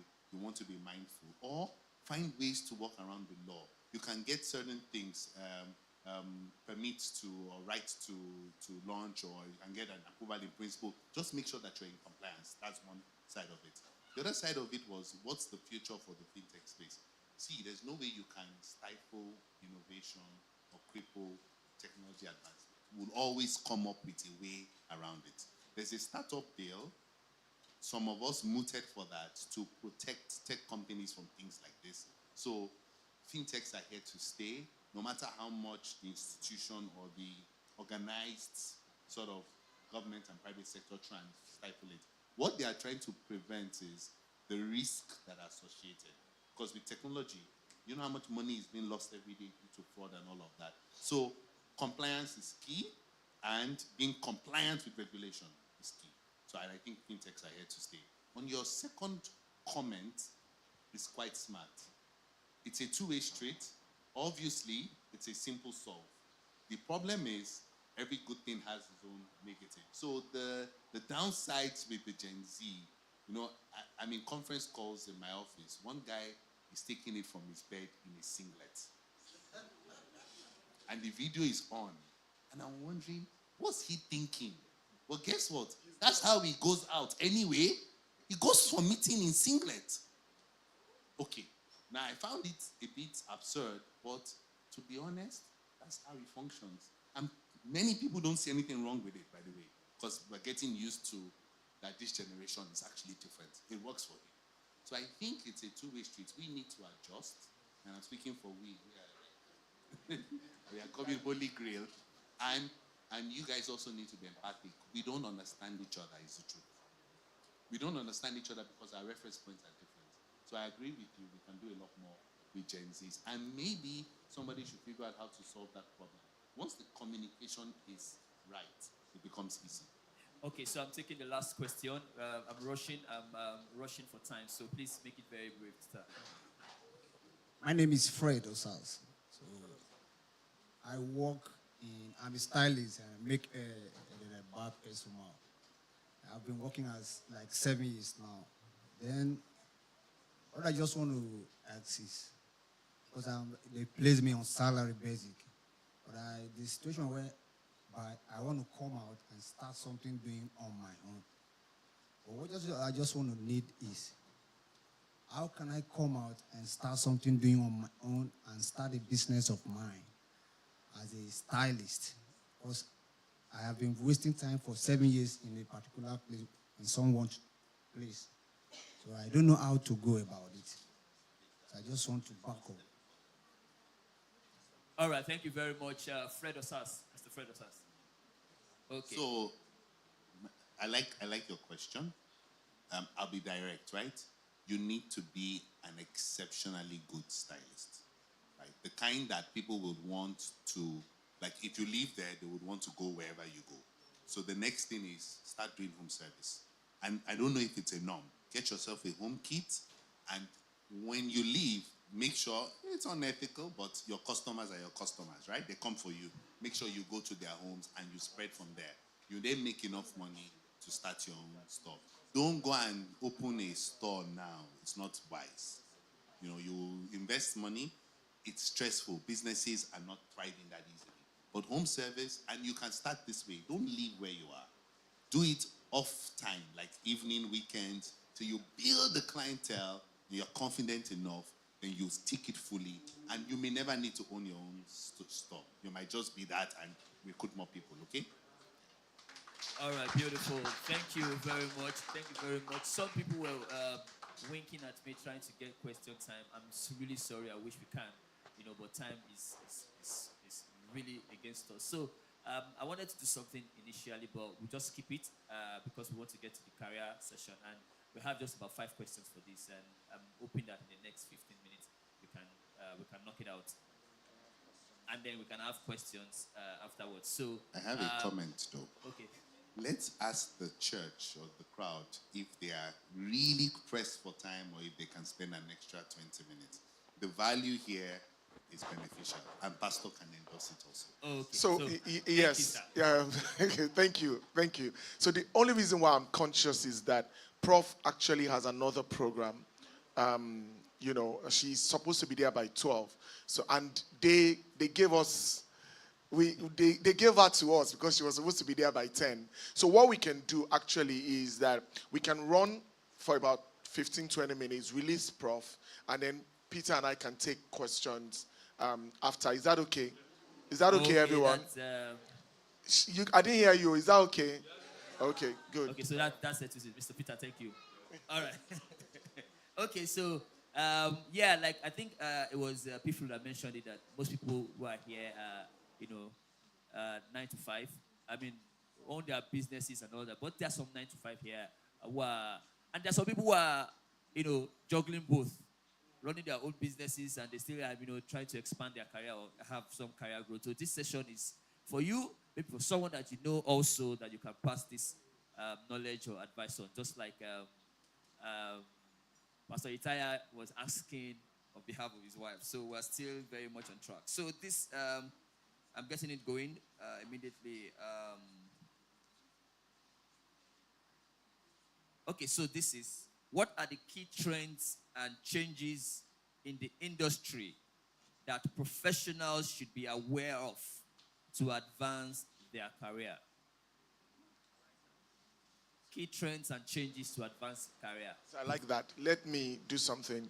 About a month ago, I had a class with the JCIs in Ikeja, and I was talking to them about certain things that are happening in the world, and how you have to, if you're building a career, you have to be very careful. So let me give you an example. The World Economic Forum, they release a report every year, and in that report, they do a survey of CEOs and ask them, what are the skills that you believe you require today, and what are the skills that you will require in 5 years' time? So and I always follow it on a regular basis. I'm actually happy to share that presentation. So for people that registered, then you would get the presentation. And this was the interesting thing. In 2015, there were certain skills that they believed were going to be relevant by 2020. There are certain skills that were not on the list. But one of the things that has been very common on the list, a few of them, is data analytics, emotional intelligence, leadership, communication. And it's amazing. And I'm like, Shewa, okay, I can't see financial modeling on the list. I cannot see doctor skills. I can't see lawyering skills and all of that. So you see, this is what is happening in the world that we're living in today. Actually, employers don't care whether you are the smartest kid in your class or not. When we were growing up, KPMG would not hire you except you had a first class or a second class upper. Today, they're hiring tutus. When we were growing up, KPMG would never hire you except you were a fresh graduate. They never hired anyone that had worked in any other organization. Today, they're going to GT Bank to poach people. Now, this is it. If you want to succeed in careers today, you must be emotionally intelligent. You must know how to respond to pressure. If one problem that I have with Gen Z, that's one of the problems that I have with working with Gen Zs. Why did she not come to work? Oh, she says her emotional brain there's something wrong with her emotional brain. My mental health is damaged. Oh, there's something that... Look, I'm serious. I was telling you guys on Sunday that I had a meeting with a client who had failed in delivering what they were supposed to deliver. And I said, guys, I'm disappointed. I had to clear my diary to be in this meeting, and you have failed. And then the MD of the company called me after the presentation and said, oh, you guys were harsh to my girl. In fact, she's traumatized. And I'm like, I'm sorry, actually, she's mad. Because if she's not, that means you don't want me to give you feedback as a client. You had a deliverable that you needed to deliver to me. You have failed. Actually, what you should be doing is apologizing for wasting my time. But there's that sense of entitlement that we have. Look, listen, I'll say this and I'll get off this. GSW wrote a tweet yesterday, for people that follow him, of a lady whose husband, who had bought a ticket for her own younger brother to travel. And then her husband had done the same. And the woman feels that he had no right to do it. And the only thing that could come to my mind is she has to be a Gen Z. Because there's a self-awareness that's completely unavailable. You're not self-aware. So I'd say to you that if you want to succeed in your career in today's world, you must understand data. You must be able to interpret data. If somebody gives you a chart, what does it mean? What does it mean for the future? You must be able to communicate clearly. Gen Z struggle with that. Send me an email that is clear that I can understand. I don't need to go and use a dictionary to understand what YXZ means. Communicate clearly. You must be able to build relationships with people. So people are talking more about collaboration, right? Most organizations now I have people working in my team today that are in Canada. I have guys in the UK that are part of my team, that are my staff, that I pay salary to. Now, if you can't collaborate with people in different cultures and different climates, nobody wants to hire you, right? And you're not going to grow within an organization. Thanks. Thank you very much. So, Prof. I want to shake a little table here.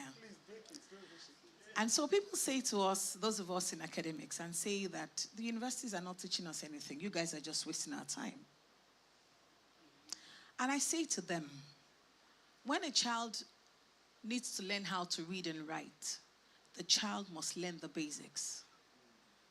So what the university does is to give you an intelligent platform for you to begin to think right. You may want to disagree with me, but that's the truth. Because now, there was a time, I think a few years back, I was going to Agowe, and there was this guy that was the bus conductor. ASU was on strike at that time. So I wasn't going to enter that bus. It was going to take a long time to fill the bus. And I said, look, I can't keep waiting. And the guy said to me, you know what? I know it's going to take just a little bit of time. One person has entered. In a few minutes, everybody's going to go. And don't worry, we'll get to Agowe. It's getting to Agowe. It's safe and sound that matters. And the first thing that came to my mind was, excuse me, sir. Are you an undergraduate? And he said, yes, ASU is on strike. That's why I'm doing this. So I also went to the market one day. I wanted to buy pots for an event. And I walked into a shop, and the lady said, this is what we have. And another one came to me. Madam, what kind of things are you looking for? Are you looking for big sizes? Are you looking for small sizes? So these are the big sizes. Okay, this one is a little bit more expensive. Why not try this one in the middle? I knew that there was education in between. And so it's not the job of the universities. That's why I said I want to break some tables. It's not the job of the university to do everything. So you come into the university and you expect that the university will teach. I'm doing research. I'm a professor today. I've enrolled for data analytics. There's this Seraph Builders. So they brought out an advert and said, if you're interested in doing data analytics, come on board. The first thing that should have come to me is that I should be too shy at my age. They now said, to make matters worse, we have to do a 1-minute video. Oh, wow. And I have to submit that before 3rd. And I have to do it a 1-minute video. And I'll have to show my face for it. So the thing is, there's the place for skills. The time that we're in now is a time that you must have one extra skill or the other. Yes, you're in school. You do have some free time, don't you? You go to Unilag today, you go under the Senate building. You see a lot of students sitting down. And one day I had to ask myself, where do people sit? They said there's free Wi-Fi. And so I asked myself, the free Wi-Fi, what are you using it for? To do WhatsApp? To do TikTok? Is that what you want to? Are you going to invest in something that's going to add value to you? There are free courses. Coursera is doing free courses. Unilag actually subscribe for Coursera for students. I don't know how many students did it. I had to ask them to please open up for me to do a fundamentals of management course that I did for Christmas because I felt, you know what, my head has to shift and I must prepare myself for management roles. So education is a baseline for you to develop on. Thank you. School no be scam. All right. Okay, so I'm just going to jump into the next question. I'm very happy the way they have answered this question because I have a couple of questions that they have already. Question like what are the sought after skills that you must acquire? We have already dealt with that, so I don't really need to. Okay, can you share insights on the importance on? Yes, Prof just mentioned it now, but maybe we just advance it a little bit further. The importance of continuous learning and professional development in today's rapid evolving business landscape. Peter, to answer this. Yes, because he has Because he has pivoted evolved. from. Okay. Continuous learning. I had a boss. He used to say that the thinking that solves a problem must be greater than the thinking that created the problem. So the world is moving very fast and evolving. As professionals, the trap is that you are stuck on your professional knowledge because you went through a series of exams and you got qualified, a medical doctor, chartered accountant, lawyer, whatever, right?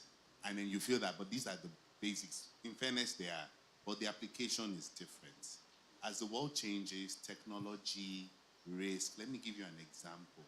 In insurance, for instance, there is traditional insurance, fire, theft, all risk, all of that stuff. Guess what? The biggest potential insurance risk today in some companies is cybersecurity and data. But they don't have insurance for that. There are not even insurance companies providing that. That's the risk. So take it from a personal lens and say, I want to stay relevant. I want to stay ahead. I need to constantly learn. In the 7 habits of highly effective people, it's called sharpening the saw. If you take a saw and you're very sharp and you're cutting a tree, you keep cutting trees, at some point it will blunt. If you are not, and it's really about balance. It's really about balance. The time for your learning is your refreshing, is when you become clearer, you review, you improve. It's like a feedback to yourself, right? So that you keep getting better and better. If not, you just become like a broken record. And after a while, people kind of figure out what you would say. And you say, you know what, this guy is not current anymore, not sound anymore. And that's when you actually now start to do politics, because you now realize that that's the only way you can survive. If not, it won't be about competence anymore, because the younger guys are fresher, sharper, especially in certain types of areas. So please develop yourself. Don't, the same notes you used 20 years ago, 5, 10 years ago for some, and knowledge now gets obsolete very, very, very, very fast. I'll end with this. AI will change the world. Stop trying to solve everything. Ask. There are tools today. If you want to do a PowerPoint presentation, you put the ingredients in, they'll spit it out. There are tools today. If you want to, in fact, sorry, this church, I'm not saying this. I know that our pastor doesn't do that, but some pastors today are lazy. They don't need to prepare message anymore. When we were pastors, the amount of scripture you study, because you need to literally know the whole Bible. Now, just Google. Some people don't even read the Bible anymore. They just hear about it, they just search for it, they see it, they already know. No, those days we were walking Bibles. Now you Google. They use ChatGPT to prepare their messages. They just come and dump it on you. It's not bad, but for spiritual things it's not good. But that's by the way. So for your learning, use your technology resources to improve yourself. Finally, I heard this from a manager of mine. He said, the day you are in a room and everything being said, and nothing challenges you, you are in the wrong room. I have done, in my career, I did 18 years. In those 18 years, I had effectively 12 different assignments. And after my first 5 years, I did not do the same. I did finance in my first 5 years. I left, and in finance, I did 6 different jobs. So I finish, I go for the next one. I've done analysis, I want inventory. I've done this, I want controls. Because I wanted to learn. When I got to Coke, I was finance manager. After I told them they're hiring me, I said, this is my last finance job. The reason I'm leaving P&G is because I want to do other things, and they see me as a CFO. I don't see myself as a CFO. After that job, I never had the same functional job back to back. I went from business development to strategy to sales to marketing to commercial to revenue growth management. I learned, and every time I moved, people will call me and say, are you not scared? I said, scared of what? That you will fail. Because that's why people don't want to learn. You're comfortable with your comfort zone. I said, but if I don't fail, how will I grow? How will I learn? How will I become rounded? So my bosses started respecting me differently. They said, you will be very bold. I would go and do what I didn't know because I wanted to become good at it. Same thing, I left and said, let me go and learn technology. I knew nothing about technology. So the day you stop growing is the day you start dying. Growth will come with a lot of discomfort. That discomfort is learning. Learning is also in challenges, in adversity. Because you see, you then task your brain. Then you stay fresh. You're doing the same thing over and over and over. You get tired. At some point, you start becoming dull. Because it's called mental memory, or you have already understood it. No thinking is required anymore. So please, for you to stay fresh, challenge yourselves. So I would recommend that. And it's not just because you want to be intellectually smart and then talk in a room, everybody's like, wow, no. Knowledge is power. Even the Bible says it. As a man thinketh in his heart, so is he. By wisdom a house is built, by understanding is established. Wisdom is the principal thing. And wisdom is applicable knowledge. Wise person is one that has experience from knowledge. So if you are not learning, how do you say you are wise? Hence we see a lot of problems. If some of our leaders were wise, the country will be better. You can get promoted into incompetence. Some of you are desirous of becoming CEOs. You don't have what it takes. Please go and learn. And get challenged so that when you get it, because promotion will come sometime because the guy above left, died, and you have to go. Are you ready? Thank you. Thank you very Sorry, much. Mr. MC, can I just add just one little thing? All right. And that is the mentee-mentor relationship. Your mentor has made a mistake. You don't have to repeat that mistake. And again, apologies to the use of the Gen Zs. So I realized that the younger generation wants to make its own mistakes. Why do you want to repeat the cycle? Learn from that person's mistakes. So it's key. And there's networking as well that is key. Learn to volunteer. Internships, do internships. Some of us don't want to, we don't want to do volunteering work. We say it's cheap labor. But you know that your CV, because you will keep having those things in your CVs, and whether you like it or not, it makes a difference. The things that you see today, you don't see them tomorrow. So you become a better person day by day. Thank you. Thank you. Thank you very much. Thank you very much. It was what you mentioned was going to be like the next two questions about role of mentorship and all that. But you didn't exhaust it, so I think we'll still get back to that. But I'd like to take this, which is very important. Piflo mentioned that it's okay that if there's some certain people who work for money. I mean, I just want to work to earn my salary. It's totally fine, But at some point, you're also looking at yourself and saying that I think that I should be getting a raise, And somebody say yes. You have stayed on a particular salary for too long. All right. So this question is: what strategies or advice do you have for professionals looking to successfully negotiate salary raises, promotions, or career advancements? Metalo and Bear. All right.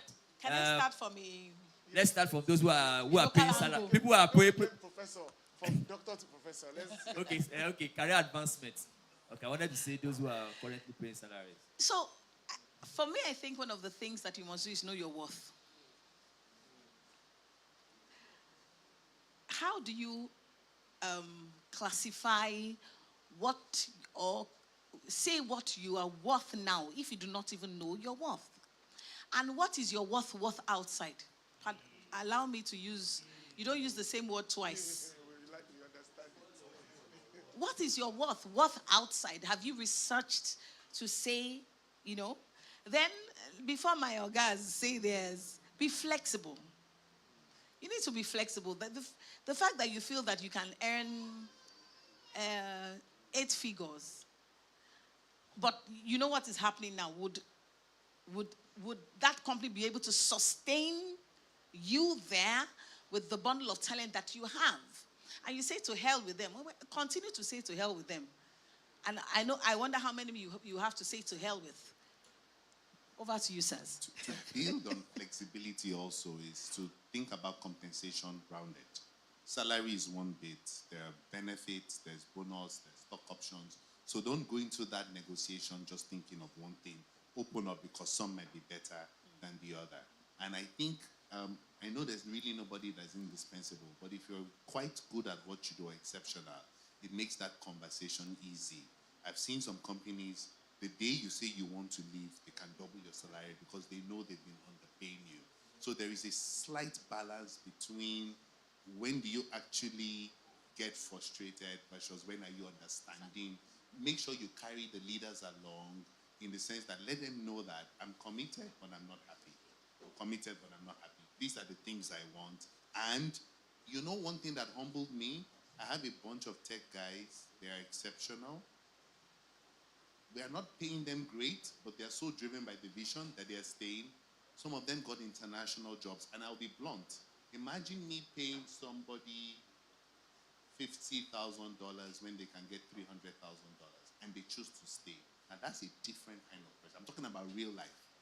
These guys can walk away and get 3 times, 5 times. They are being poached internationally, but they are not going to is keeping them. I would not take advantage of them. So I've given them equity in the company, make sure that they don't feel like their effort was wasted. So for you as an employee, you know, I'm not saying stay stuck in one place. There are different. I have a friend who has never worked more than 2 years in any company and he's done very well. Moving also can be a way to negotiate. You leave a company and then they see that, because you see, they say a prophet is not honored in his own home. You always take for granted what you have. It's sad. You go and hire somebody and you would pay them more than the people that built the solution because you feel, okay, we need this now. No, you will realize not too long. So leaving is also a strategy. You don't have to be stuck. If you're confident in yourself, you're up to go. If they really value you, they will get you back. And if they don't, it's okay. You know, you don't have to. You will find out that you can excel anywhere if you build yourself properly. I won't belabor the issue, but I think we can get questions virtually and even share responses and, you know, find a way to extend this conversation. All right, thank you very much. I was thinking about that.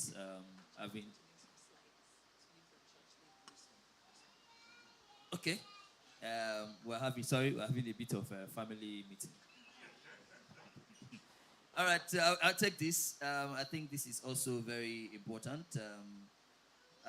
It has to do with balancing career growth and your personal life.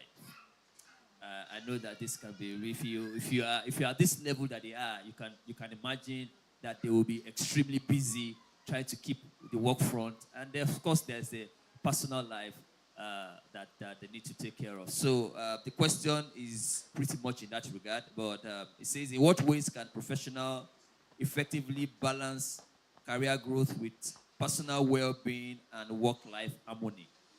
So you have your personal life, you have your work life, and then you have the career life too. How do you bring all these things into harmony? Yeah, Prof. One thing I must mention is that you must prioritize self. It's key. It might be selfish, but if anything happens today, God forbid, they don't spend up to 1 minute anymore. It's a function of seconds, and someone else is ready to take your place. And the Yorubas will say, I can't remember, like one man, there's always work to be done. Work never finishes. Prioritize self. Learn to say no. So I think that's a major issue that I've had to go through myself. Because they say, oh, when you handle, show him more, when you handle it, we know that it's top notch. You get it. And I say, you know what, guys, not now. You are not on my priority list. When I finish my priority list, I can come to your subset. So if you really think that it's show him more that can get it done, then you wait for my subset. Then take time to rest. My people will say, she's talking to herself. I was just looking at her, don't mind her. Sometimes I get home and I say, I'm not opening my laptop tonight. There was a day my husband said to me, he said, I think for 2-3 nights I wasn't going to the bedroom. I was just working on my laptop. And he just said, flippantly that you are no longer at home, that you are no longer available. I said, but we still sleep in the same house. I said, no, we don't. We may be sleeping in the same house, but you have chosen another room to sleep. So for those of us that are women as well, we need to factor that in, that there's still need for warmth in the other room. And so you must be available. So you must take a break and say, today I'm not open. The heavens will not fall. Trust me. They will not fall. Even those, as much as I like the fact that we are working from home, it's like servitude now. Because it means I can walk from 6 a.m. to the next morning. The work never stops, but you must take a break, because if it takes a toll on your health, you are going to be the one who is going to pay for it. So learn to say no. Take a break when you need to take a break. Nigerians, yes, I know that they say Nigerians never go on vacation. I was still telling Pastor Femi, I said, look, Dubai should keep themselves, because there are other African countries that you can go to. If I ask those of us seated here today, I'm from Abeokuta. Those of you that are from, for example, Abeokuta, how many of you have seen Olumorok before? Just a few people. Meanwhile, you're just a train stop away from Olumorok. The train goes to Abeokuta and you can be back by evening the same day. So you're waiting for the time when it's going to be Dubai, it's going to be America. There are other places to go to. There are sites, there are places where you can go to, spend the weekend with your family, and just sleep and close your eyes. If you don't want, go to an Airbnb and just sleep from morning till night. So we need to be able to make that work balance and realize that with or without you, that work will go on. Thank you. Thank you very much. So this, I'm just going to add 1 second to this. Look, Prof has said it as well as possible. I didn't realize that my office will not die until COVID. I never realized that my office will not die until COVID. Wale worked with me for about 9 months or 10 months, and he never saw me in the office. 10 months, we never saw each other in the office. I never met him in the office. And the office did not die.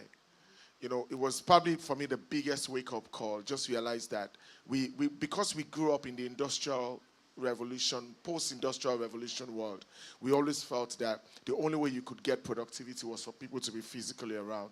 COVID showed us that we could actually watch service from home. So there are just certain things that happened, that a big seismic shift in the way we see life, see things, and all of that. I would say this, though, that, there's so much pressure and stress that comes for you being a Nigerian. I generally say this, I'm a pastor, and I'm supposed to tell you all positive things, but those who I pastor know that I'm probably one of the most realistic people you would meet on the world. And the reality is that you need to always, at some point, think about yourself. There's a part of the world that allows you to be selfish and look into the mirror and say, look, now I need to think about me. Not even just about your family. Even the family needs to stay away. And just say, let me think about me. Herbert, God bless his soul. I never met a more dedicated hard worker than Herbert Wigwe. Herbert is in the office till 2 a.m., till 3 a.m., and it's back in the following morning.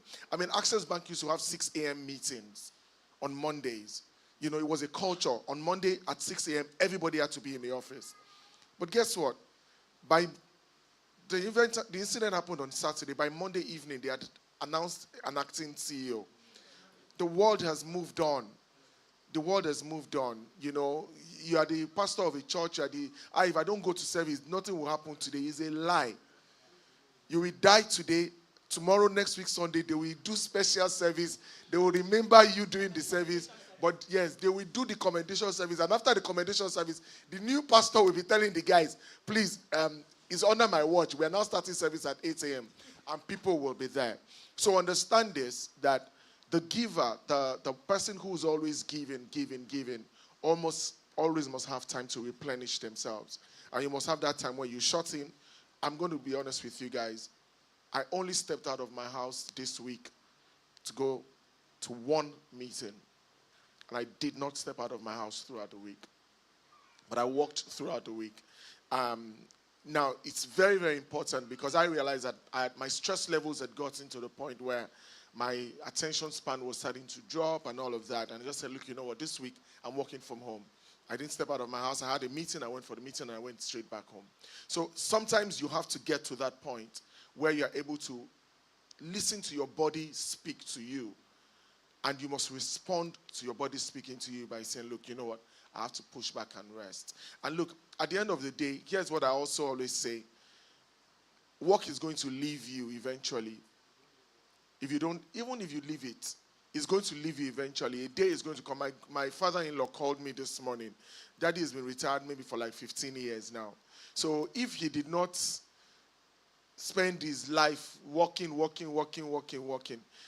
now he's 85. There's no work to be done as an 85-year-old. You need to understand that the work is going to leave you eventually. And if you don't have a relationship with the people that are around you, on the day when the work leaves you, there will be nobody to come and visit you at home. God bless you. Thank you very much. Thank you very much. I'm taking this last question because it has become necessary. I'm just going to be a word each from panelists, and it's because it's a reality at this particular point. I mean, local parlance will say everybody they see shaggy. You know, so the shaggy pro max, as some people say. So this would be,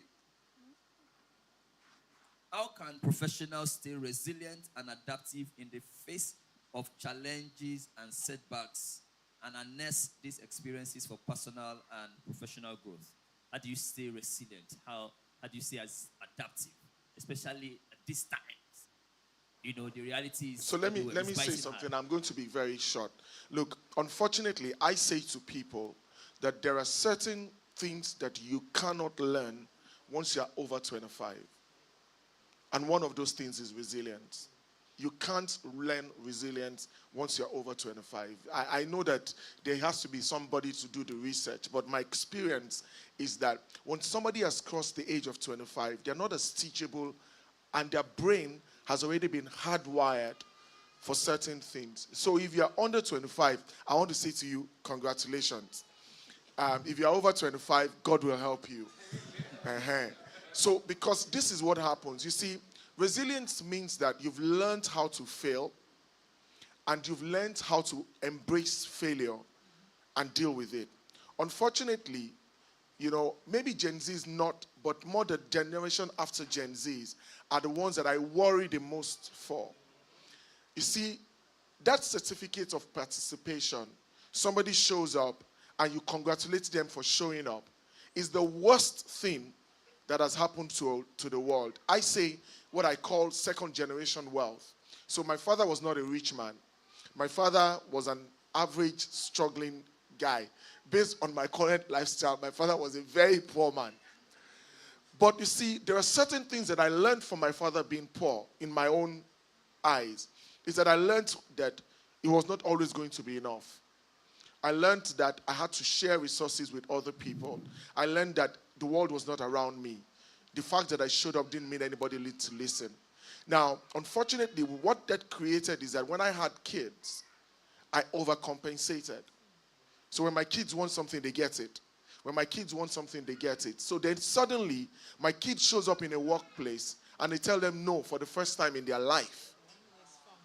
And immediately they get into a meltdown. How can they say no to me? Shut up. The world doesn't revolve around you. Who are you? So you see, that understanding that the world does not revolve around you is something you learn in your formative years. Now, if you're lucky that your brain is still malleable, the first thing you have to work, when you get into the workforce, is that the world does not revolve around you. This office is not open to make you happy. This office is open so that we can make money and return money to our investors. Understand that and put that at the back of your mind. And when you walk into a marriage, when you walk into a relationship, you must have the same mindset. My wife and my children are not there because of me. And they must meet all of my every needs. There's nobody that's going to meet all of your every needs. So resilience is the most important skill that you need. Nigeria is showing us in the last 3-4 months that You must pivot on a daily basis. The ideas that you had at the beginning of the year, they're obsolete now. Dollar was 1,000 when we started. Last week it was 1.9. Today is 1.5. How do you even plan in the middle of this madness? The only way you can continue to go without breaking down is resilience. And you can only learn resilience by failing. You fail, you learn the lessons from your failures, you wake up and you go again. My daughter wrote something, and I don't know why I keep saying this, but it just has this big thing that it did for me. It says, I fall down 7 times, I'll get up 8. The moment you realize that that is what life is, trust me, Nigeria will just be doing its own rubbish and you will be doing your own thing. God bless you all. Thank you very much for that one. I think that it's exhaustive enough for the time that we have. So I can entertain some questions. We also agree that Prof needs to rush. So if she's ready to go, ready to release her, Yeah, but questions. So now, if you have questions, please put your hands together. You know that when I finish counting, that's 1. I have 1 already.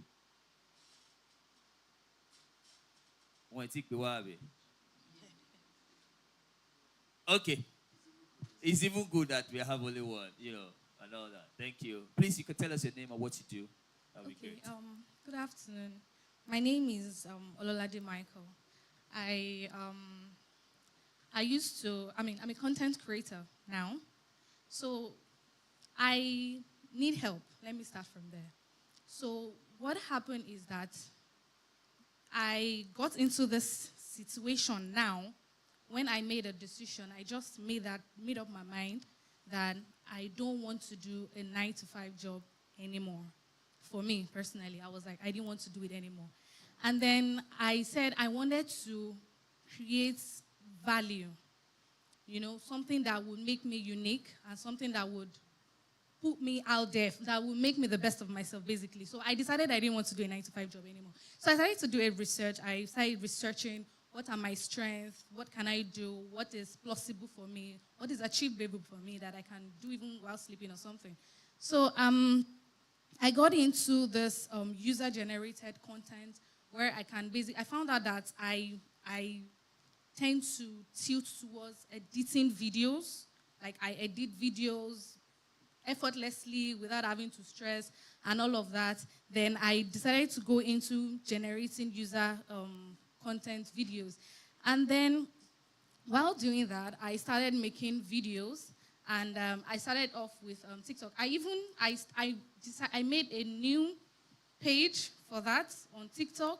I started working on getting a website on Canva to put me out there as a user-generated content creator. So when I made the website, and then I started working on the algorithm on TikTok, how I can make the videos, and then I found out that it actually worked. There was the influx of followers and all that.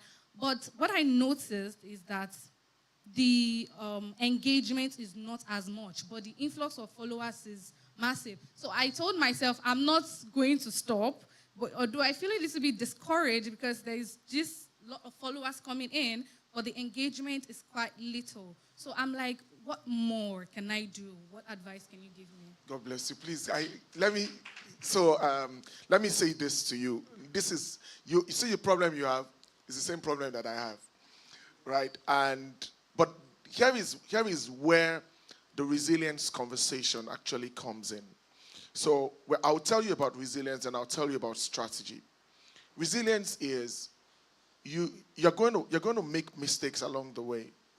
You're going to fail along the way. Be ready for that. Be ready for the fact that the strategies that you're going to deploy may not work. You must understand that as you are thinking about something, there are a million other people that are thinking about it. So traction is not something that's guaranteed to anyone. Traction is not guaranteed to anyone. And you then have to become very deliberate on how you get that traction. So here's the first thing I would say to you, strategy-wise. You need to understand the followers that are following you. You actually need to understand what makes them tick. Why? What do they respond to?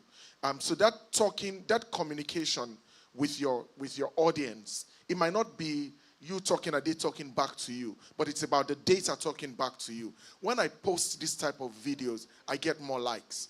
When I post this type of content, I get more engagement. Then I'm going to post more of that content. You understand? So that's very, very important for you. I would say another thing that becomes important for you is to find ways to differentiate yourself. You're in a very crowded space. There's so much content that people can also consume at a particular point in time. So you must find that differentiation that makes people say, look, if I'm looking for this type of content, I'm going to go to Lola this page, right? And I can trust that when I go to her page, I'm going to get that content, right? Final thing I would say to you is use others as a basis or as a benchmark for doing the things that you're doing. Prof said something earlier on that is so, so important. People have made mistakes so that you don't make the same mistakes. Do not be a Gen Z and say, I want to make my own mistakes. The Yorubas will say, "Agbalagba tojin sikoto, oko awon ara lo ku logbon ni." You understand? That's the way we learned. When an Agbalagba has jumped inside a pot, if you and as that you are following him behind, you jump inside the pot, we'll tell you your head is not correct. But you can't say, no, I want to jump inside the pot so that my leg will break, so that I can see what it feels like for me, for my leg. We're going to take you to a pastor to pray for you and cast out the demon. So learn how other people have grown. Learn how other people have, expanded and done it. And then bring those lessons into your own so that you don't make the same mistakes that they've made. But the key thing for you is be consistent. Whether they're responding or not, just be consistent. One day, somebody's going to find your content. One day, somebody's going to say, where has this chick been hiding? And they're going to come out and talk about you. I'll use one of my brothers as an example. Bragbenga, GSW. When he started tweeting, nobody followed him. Nobody cared who he was. He started tweeting. Nobody cared. One day, he just tweeted a story. The story went viral. Unfortunately, Instablog carried it. Instablog thought they were going to use it to rubbish him. As Instablog published it, that very day that they published it, maybe like 20,000 people came to come and follow him to say, find out who this guy is. And they've stayed. They've stuck. You understand? If he posts good morning today, at least by evening, he has seen 100,000 views. So understand it. You just have to be consistent. No stopping. As they say in 2024, don't grieve for anybody. Right. Just continue. Right. Thank you very much, ladies and gentlemen. Sorry.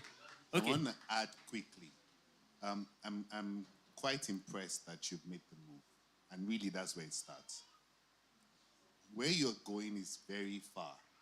A few things to add is, at some point, you'll get professional help.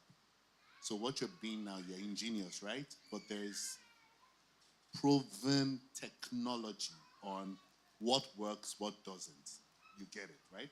Now, where you are today is a start. In the journey of making money, you start making money with your time, then you evolve to making money with your knowledge, then you evolve to making money with your money. From where you are, you can become a major outsourced content creator person, but from there you can evolve to create tech for companies to come and buy how to make content when you aggregate others. So don't stop with, you don't have to be. Because the problem with this model, which many don't see, is it requires you to be, you have to be there. So maybe 10 years doing this, X years, I don't know, less. But think of what next? How can I democratize what I have? How can I automate? How can I simplify? You want to get to a stage where you are making money from people creating content because you have shown them how to do it, not because you are the one doing it. So it doesn't have to be you, but that's a journey. So once you figure it out, that's where the resilience, the consistency, because you know where you're going. You're saying, it comes natural for me. I want to take this and make it. Now, in the future, you can be the source for the AI for content creation. They call it prompts, right? In the future. So start thinking like that, so that then it keeps you focused. And, Prof asked me, what will separate you from the rest? That secret sauce, you must define it and hone on it so much so that it will become. It's a bit of intentionality, it's a bit of branding. right? So maybe the first few months will be this way. After a while, start thinking about where you want to go and becoming that. You now seek help, take steps, get coaching, get, quality professional advice. It's different.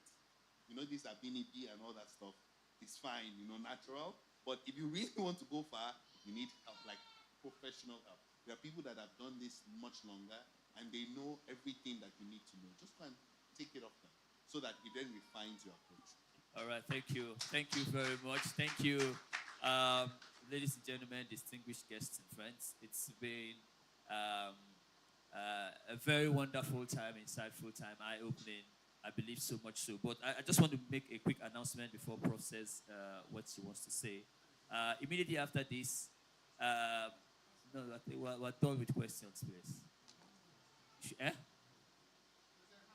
There's a hand. Oh, I didn't see that hand. Okay, just hold on, please. We need to.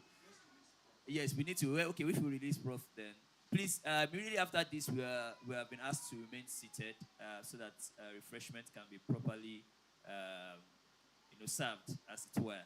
So, Prof. Thank you very much.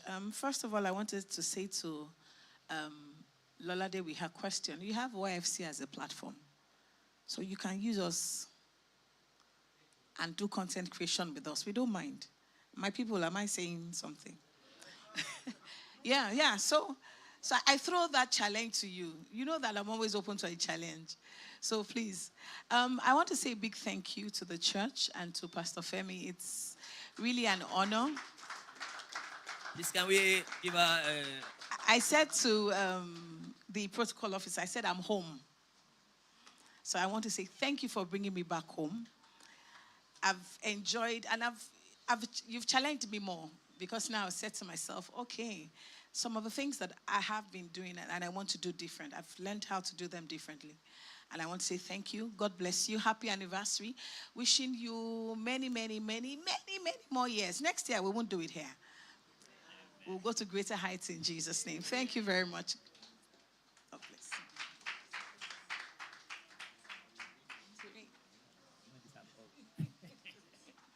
All right, so Prof needs to leave now. Please give it up to her for her one more time, please.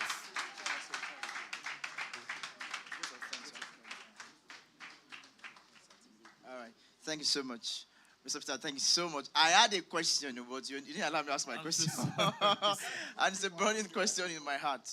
Okay, we've practically come to the end of the Business and Career Summit for today. You might take your seats. Please do take your seats. And I want to say a very big thank you to everyone who has made it to the Business and Career Summit today. And for those actually who watched virtually, thank you so very much.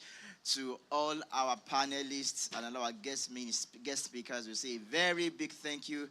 To Mr. Peters, to Professor, to P. Flo, we say a very big, very, very, very big thank you. I know that we've all learned one or two things, more than one or two things. Personally, I've learned a lot of things today, and I believe that you've also done the same. Thank you so very much for coming. And please do not forget that immediately after now, we're going to go into the phase 2 of our anniversary celebration for today. It's a concert. So you don't want to miss that. You don't want to leave and you don't want to go, because that is going to be a big bump. Thank you so much, everyone, for coming. The Lord bless you and increase you in Jesus' name. Amen.